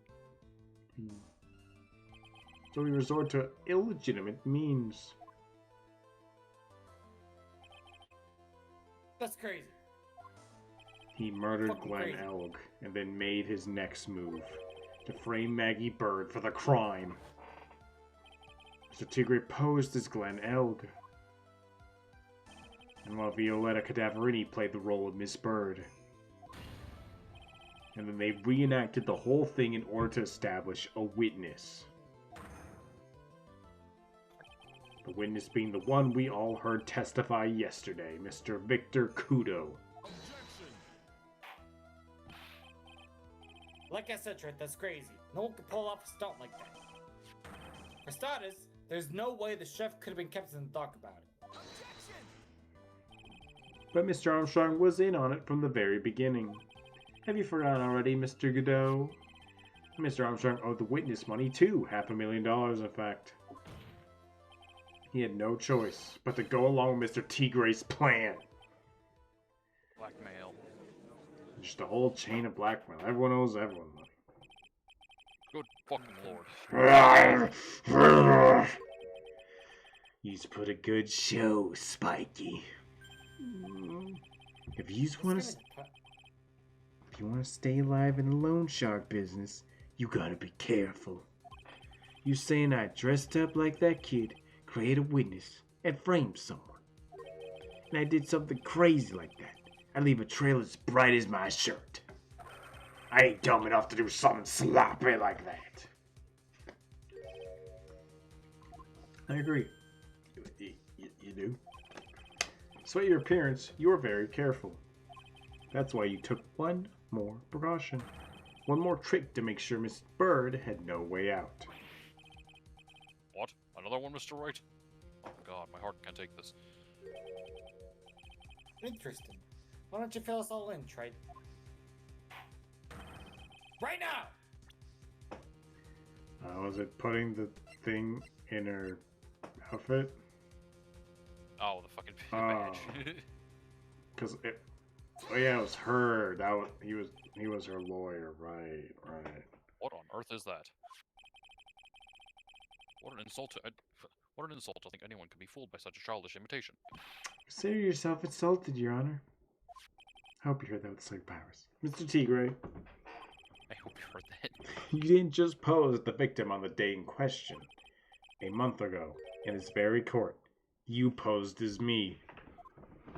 Ugh, What? That's the truth. crazy. But the witness looks nothing like you, Mr. Wright. Although, now that I think about it, it was you, wasn't it? No doubt it was you, standing in here, in the very court a mere month ago. Ugh. The Phoenix Wright who put up the most disreputable, shabby defense I had ever seen. I just thought he was off that day. Ugh.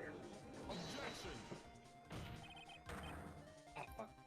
Can you prove that, Gramps? Prove the attorney who represented the accused here was a month ago was this man? Are you prepared to take the stand and testify that it was him?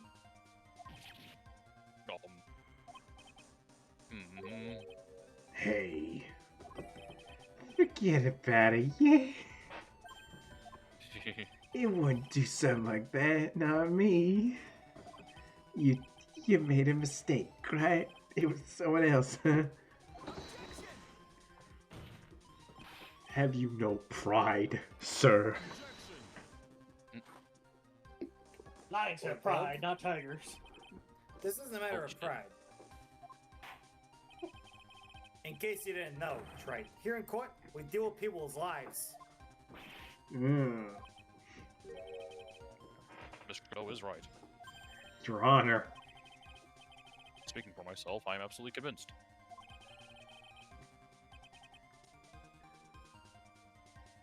The attorney was the witness standing before me now. However, I preside over this court as the judge, with the vested power and hand down a verdict. Someone in my position cannot be swayed by a memory without evidence to support it. No.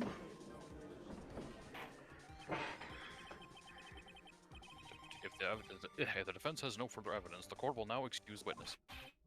The circumstances surrounding Mr. Tigray are dubious for sure, but not conclusive.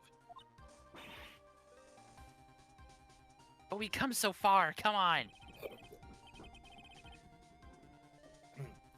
You say impersonated Glen Elk.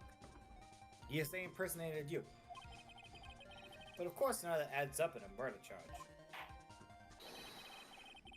You don't have a shred of evidence that the witness poisoned the victim's coffee. Yeah. Bruh.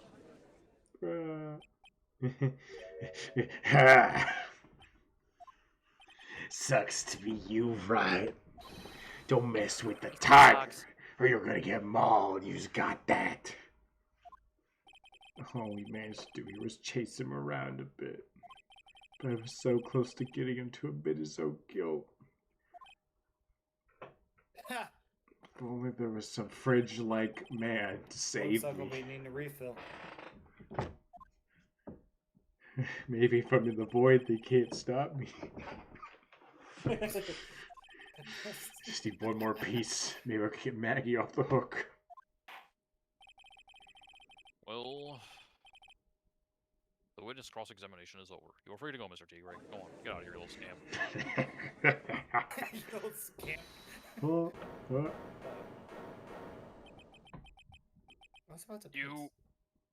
Yeah. Oh, that's right, I Wait! forgot. That's where that CGI comes from? Yep. Detective. Huh. Detective Gumshoe. Sorry I took so long, pal. I I'm fucking lagging. I staked everything on this. My badge, the works. So here it is. My heart's counting on this too. I don't know, that might explode soon or not. What is this, detective? Isn't it obvious, pal? It's the final decisive piece of evidence. What?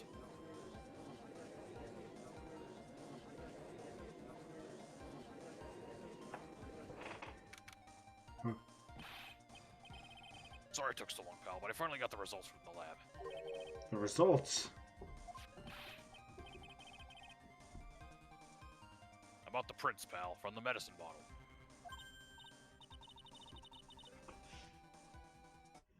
Oh, so do you know who the prints belong to now? Do you think I'm some kind of hack detective? Of course I know. So, tell us. They're the tigers, right? I knew it.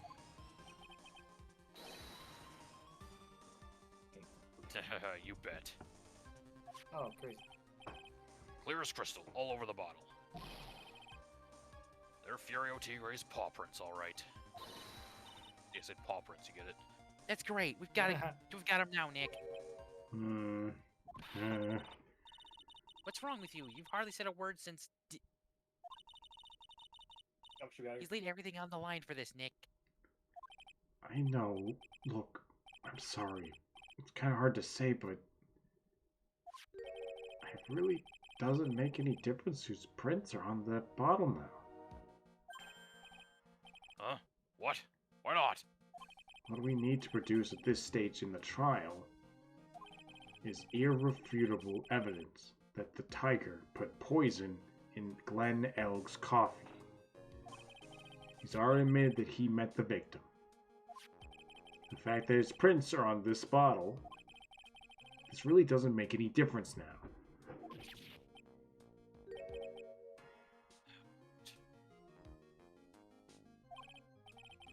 Great. For how hard I try, I'm never of any use. Hey, don't be so hard on yourself. This is our last chance to help Maggie. And I've been working on some useless piece of evidence the whole time. It's alright. I'm a real loser. It's not breaking news to me, pal. Detective Gumshoe, Maggie. you've been working on something for me? Sorry I let you down, Maggie. I know you didn't do it. And I'm a detective. We're supposed to be able to prove stuff like that. I'm really sorry. I'll get you out of your hair now. Detective Gumshoe, wait! He's gone. Damn it, man. Detective out. Isn't there anything we could do now, Nick? I wish there was. She worked so hard to get this evidence. If only there was some way I could use it. There's gotta be something you can do. Right. Before we start the case again, I have to go piss. Okay. Good, I need more Go for it. water. I'll Yeah. be- Oh, this isn't going to be that much longer in this case, but I would like to, at least for like 10-15 minutes, dip into the next case, just for reasons. For sure. I gotta grab my water bottle too, so. We'll definitely be done by 10:30 for what I want us to accomplish in the next case. Okie dokes. Alrighty. Take that piss. See y'all soon. Yep.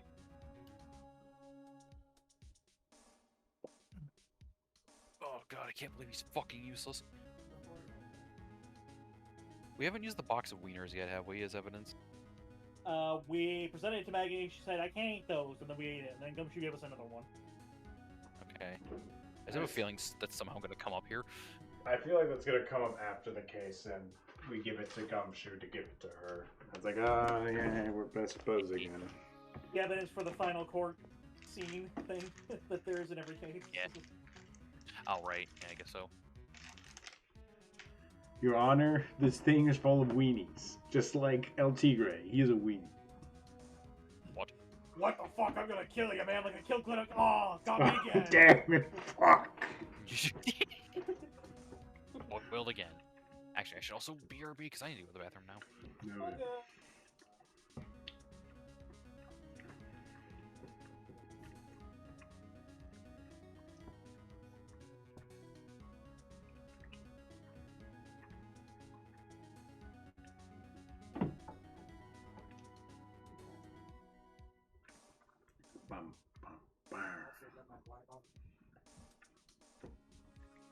There you go.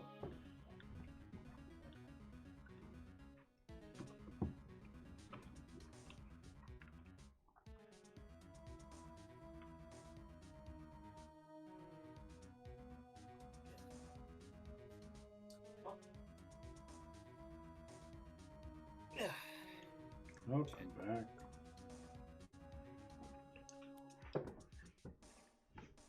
Do you know who did enjoy it? Huh? Can you guess who did it?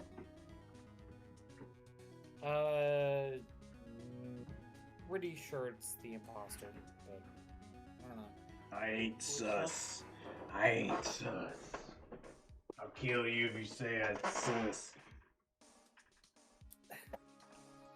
I'm not going When to. the Don't worry about pasta that. is sus. When the impasta has socks. Get it? Pasta Yeah. sauce. I do. It's surf. Yeah, original joke. I get it. Okay. If we're all back, then We're not. Nope, Mikey's away. Oh, okay. Like he's getting water. Yeah, all I had to do was use the bathroom, grab my water bottle, and there's already water in it, so I'm good. Yeah. We're good on my end, so we're just waiting on Mikey then. Shiny Silvally card. Yippee.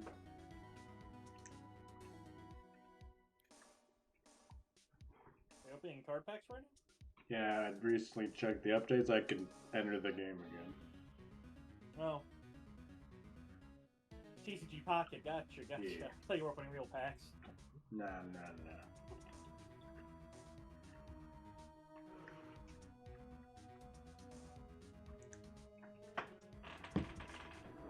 I haven't opened card packs in the whole year.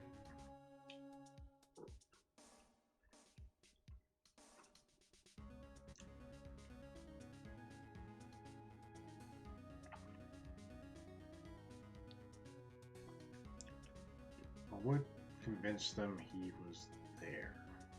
Did the poison? Why was the medicine taken in the first place? Presumably he just fell out of his pocket or something. True, but I guess to move it.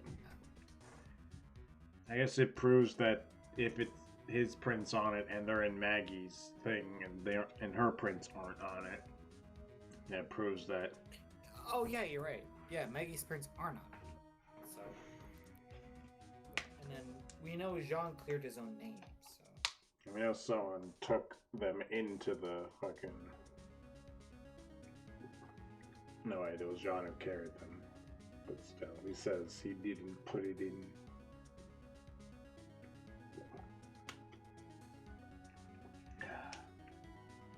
Yeah, I haven't put a lot of thought into it. I've been letting you guys do most of the thinking.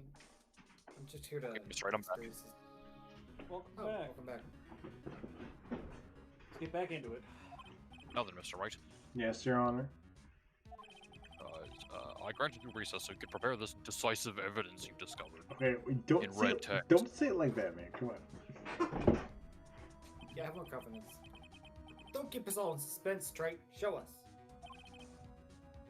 Naturally, we can assume it's evidence that'll actually stand up in court, can't we? Thank Phoenix. Don't let Gumshoe's hard work go to waste. He's the closest thing you have to a male friend. How much more my time are you gonna waste? I ain't been to no court before.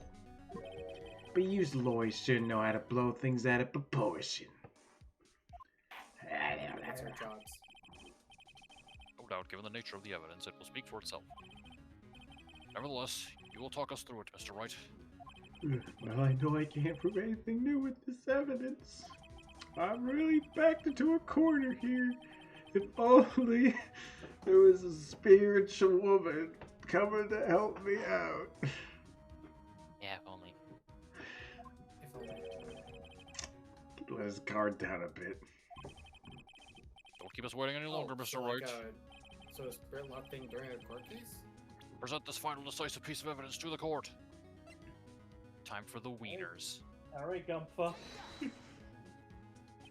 This is the defense's final piece of evidence. Isn't that the victim's?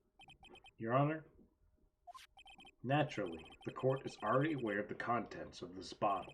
However, interestingly, new information has come to light. We have clearly identified some fingerprints on it. Fingerprints belonging to you, Mr. Tigre. What? But Mr. Wright, what conclusion are you hoping to draw from this new information? Everyone in here knows what this bottle contains. Except one man. One person in this courtroom should theoretically be in the dark.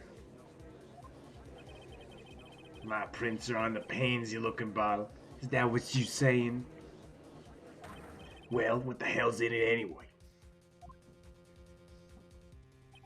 A phony trial, a phony lawyer, and phony clues. Everything about this case has been phony. Seems like the perfect excuse for some phony evidence. Load that lie bullet. Mr. Tigre, this is decisive evidence that will prove your guilt. Why? Because it contains potassium cyanide. Yeah, cyanide. This bottle contains potassium cyanide. Well, potassium cyanide. Poison used to murder Mr. Elg, Your Honor. Mr. Elg. The victim's killer used this very bottle. Very bottle. Sorry, I'll stop. Oh, on this bottle, Mr. Tigre, we found your fingerprints. Well, how do you explain that? You make a good clown, you know that? No, I actually tried. Well, I didn't try, but like one told me I was actually very good. He's not really funny. He ain't never gonna get to this stick. You're just making me laugh now. I think he's hilarious. Think a cheap bluff like that's gonna fool the tiger? A bluff? I can see straight through you, Phoenix Wright. That ain't the bottle with the cyanide in it. No, this is the bottle we found traces of the poison in. Don't mess with the tiger, or you're gonna get ripped to shreds. The cyanide bottle was brown. It was made of glass. That cheap piece of trash. Don't look nothing like it. He literally just admitted to. Okay. Ah, got me again. Why does everyone looks at me like that? Yeah. Sorry, I mean... What? Why does everyone go quiet? I said that bottle. Is this the bottle you're referring to? Yeah, that's it. That's the bottle the cyanide was in. But you ain't gonna find my prints on that bottle. Don't let that cozy looking suit fool you, people. The law is just playing games. Tell him, Mr. Prosecutor. Tell that guy where to go. Say what your funny one-liners. You still haven't figured it out? Don't you realize what you just said? What I said. What did I just say? You were summoned to this court for the first time earlier today. If you really had nothing to do with the murder, you shouldn't have known all the little details.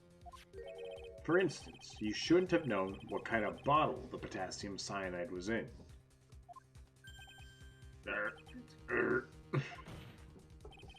But just now, you slipped up in front of every single person in this courtroom. Yeah, You bro just- just fucking incriminated himself. Describe the exact bottle used by the killer to hold the poison. You don't know who you're messing with. I'm the tiger. I control millions of dollars on the black market. You thinks I'm gonna let some jumped up suit get the better of me? Sure, the last piece of evidence was phony. But that's just what you deserve. The phony trial with a phony lawyer. It was all played up by you, the biggest phony of all. You're a phony. Big fat phony. I ain't on that. I ain't gonna read all that. Oh fuck! Oh fuck! Oh fuck! Oh fuck!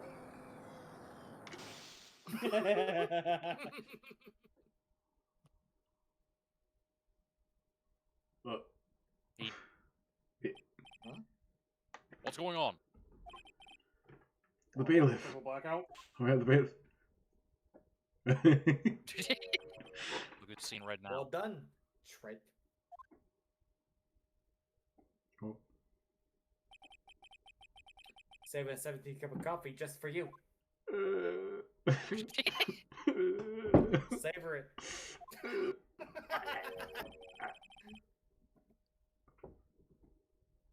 While you watch the police restrain your prey.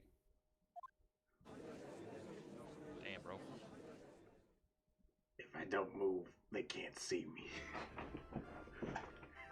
Oh, I'm not a dinosaur, Mr. Tiger. Shit. Mr. Wright, you caught a tiger by his toe.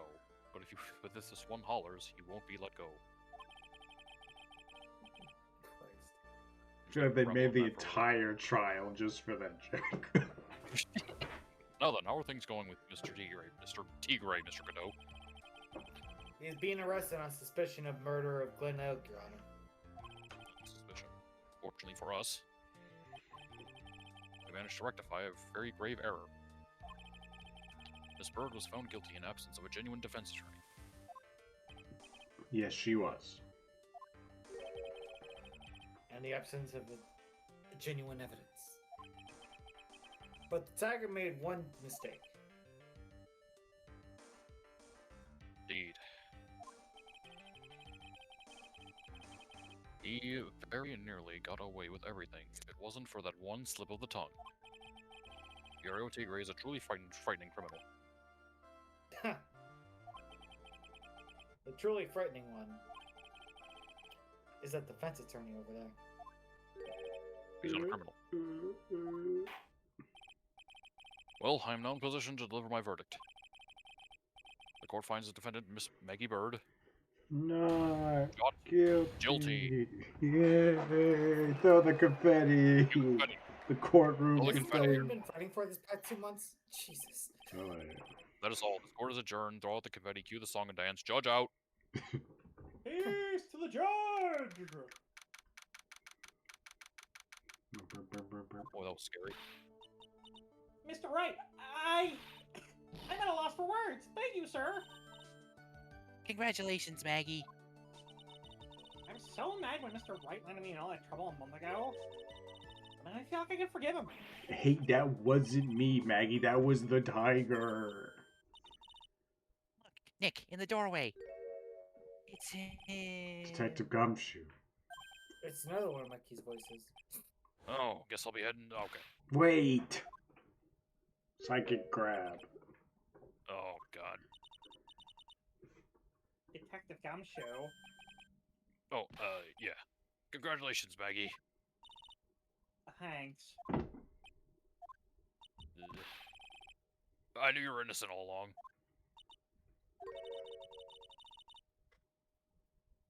Why didn't you say that in your testimony then? Huh? Oh, well, I kind of forgot I used a testimony and all. It's been like a month ago. I guess I'll be heading out. Just get back here, So, detectives. God damn. Maggie, why are you being so hard on him? He busted his balls for you. And thanks to him, we got this medication She bottle. said. That wasn't What even I- any use. But Like because Mr. Wright used it so cleverly. Then Gumshoe was just running around in circles. Poor guy. Looks like she still isn't ready to forgive him. can you put in a good word for him, Nick? Yeah, Maya's right. I should help Gumshoe out. It's clear he needs it.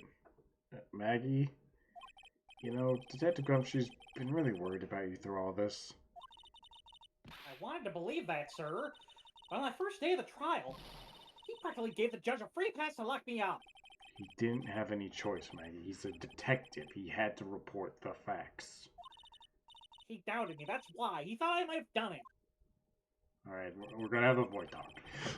I gotta prove that the Gumshoe really Gotta have a cares void about her. I know. I'll give her a little present to celebrate her freedom. Give her the box. Wieners. Here's Hot the. dogs. Give her the hot dogs. Give her the wieners. Here you are, a present to celebrate your freedom. Balls and wieners. Day old weenies. They owe me. That's A present from With rice. Detective Gumshoe, made with a token of love. I He thought said you said lost. son. He said you lost weight and he was worried about you. Detective Gumshoe. I actually really like weenies, you know. For fuck's sake. Did you guys hear that? I'm pretty hungry myself, you know. Yeah, the trial dragged on a bit today, didn't it? Is it okay if I eat this now? Weenies. Yeah, weenie. Yeah. So how is Yeah, it, she's Maggie? making the weenies. Let's go. It's really good. Let's go.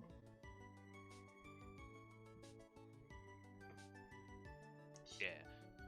So the case of the phony versus genuine comes to an end. The false allegations surrounding Maggie have all been cleared up. But the fork she was held left wieners. behind. What? A whole new chapter of her life is about to start. Somewhere. Not in this game, but, you know. No, not in this game, but we do get to see her one more time in the series. Let's go. Did they edit that fork in? Was that chopsticks originally used? I couldn't tell you. Ah, there he is! There he is! There he is! He's Yeah, I looking just want to fuck- poke. There he is. I'm trying to put my finger on it. The way you looked in that specific image looked like another character I can't quite place. Fair enough. Yeah, I just want to poke my head into this case for a little bit. That's fine. The girl, let her go. God.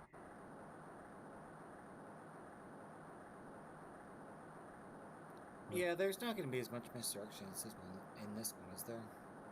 Shut up. Come closer. Yeah, kill her.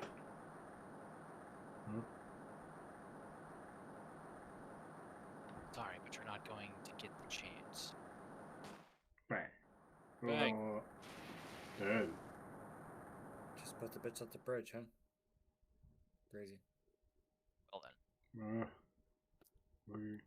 Huh? Huh? Huh? I'm reading through the Hospital. file of an old court case. It was the first case of my longtime mentor, Mia Fey, whose name I know. Another Mia Fey case, baby. Huh? Alright. Terry Falls. Oh. Kidnapping, murder, death's Terry. penalty.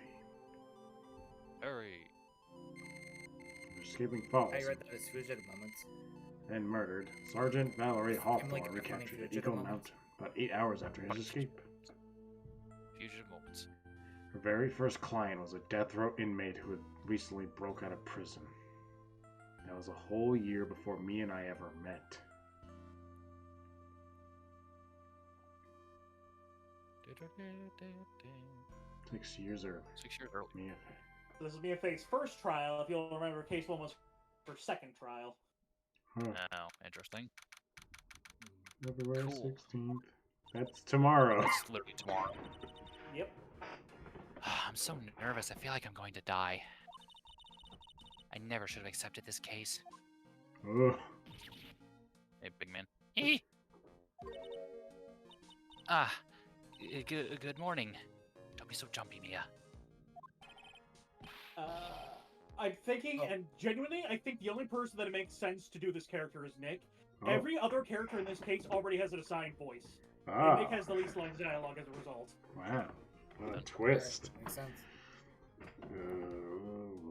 Go for it, Nikki. I didn't do none. I swear, I didn't kill nobody. Terry Falls, my first client. Hey, I got a ball. Sentenced to death 5 years ago, and now a prison escapee. Are you ready to ball? Just relax, Mia. Make small talk with, then try to relax him. So why did you escape anyway? I'm ready to ball. I'm ready to ball. I'm sorry. I'm sorry. I didn't do nothing. I didn't kill no one. I never lied. I didn't escape from nowhere. But, Mr. Falls, the police just recaptured you 2 days ago. Sorry. I told a little lie. Oh Okay. boy. But anyway, I didn't do it. I never killed nobody. Sorry for asking, but you're on death row, right? Oh, I'm really sorry. I'm really sorry. They sentenced me to die 5 years ago, but I was tricked. I tell you. That woman, she lied in her testimony. That's why I got the death penalty. I swear, I didn't kill her. I could never do that. 2 days ago, he escaped from the police wagon when it crashed. And about 8 hours later, a policewoman was murdered before the police could recapture him.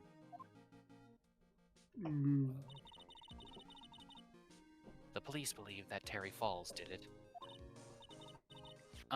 After you escaped, did you meet a policewoman? Yeah, I did. She's the reason I escaped. So that much is true. He did meet with the victim. I didn't kill her. She was alive when I left, but she was alive and true. Hey, you really shouldn't be eating that iron ball. I'm iron deficient. I mean, I should. Different kind of iron. Ah. Huh. Okay. Who? Okay. I can if you guys want.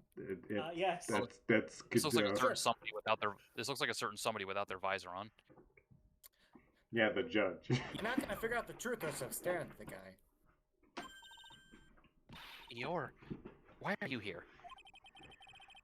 Came to see how our little kitten was doing all alone in this big scary lion's den.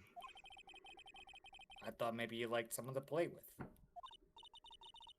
You gotta be such a Mr. Grossberg.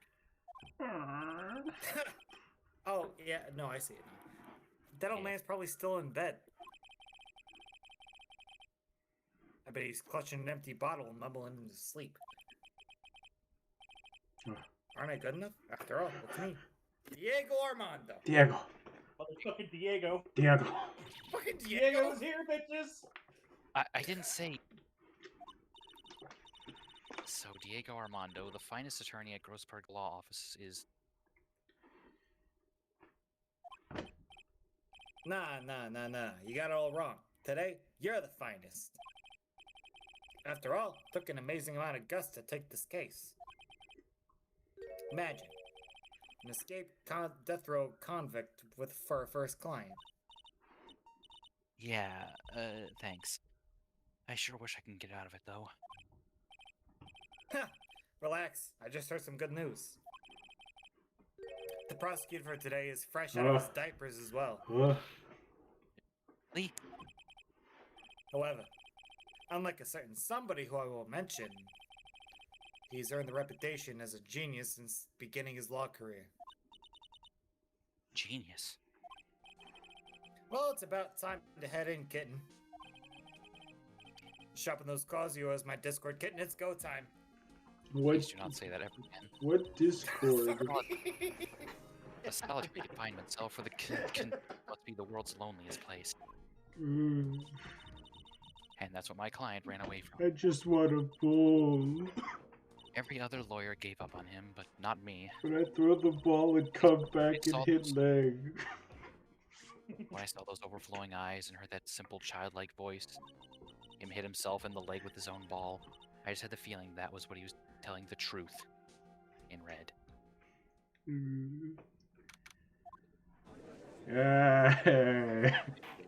It's a real mix-up place because Nick is also the judge. Yes. But that's Can't for even next judge. time. I just wanted us to see the reveal of Diego. Diego. It's Eric Andre himself. So Godot's name is actually Diego. Diego. Yes. Yeah. Max. If you take the last part of Diego and the last part of Armando, Godot. Oh. Ah. Oh shit. I see. Well, I guess I'm stupid. Man, no. how this one. Next time on Ace Attorney, we go back to the past and see Yeah. everyone but Phoenix. Huh. Maybe. Yeah, Probably. but sometime it'll be. Bye. Remember to always not bet. Let the tiger out. Yeah, let's say. Give it a walk. Okay, so should I never make that Discord kitten joke again? No, it's fine. It Like was just all? it was in character.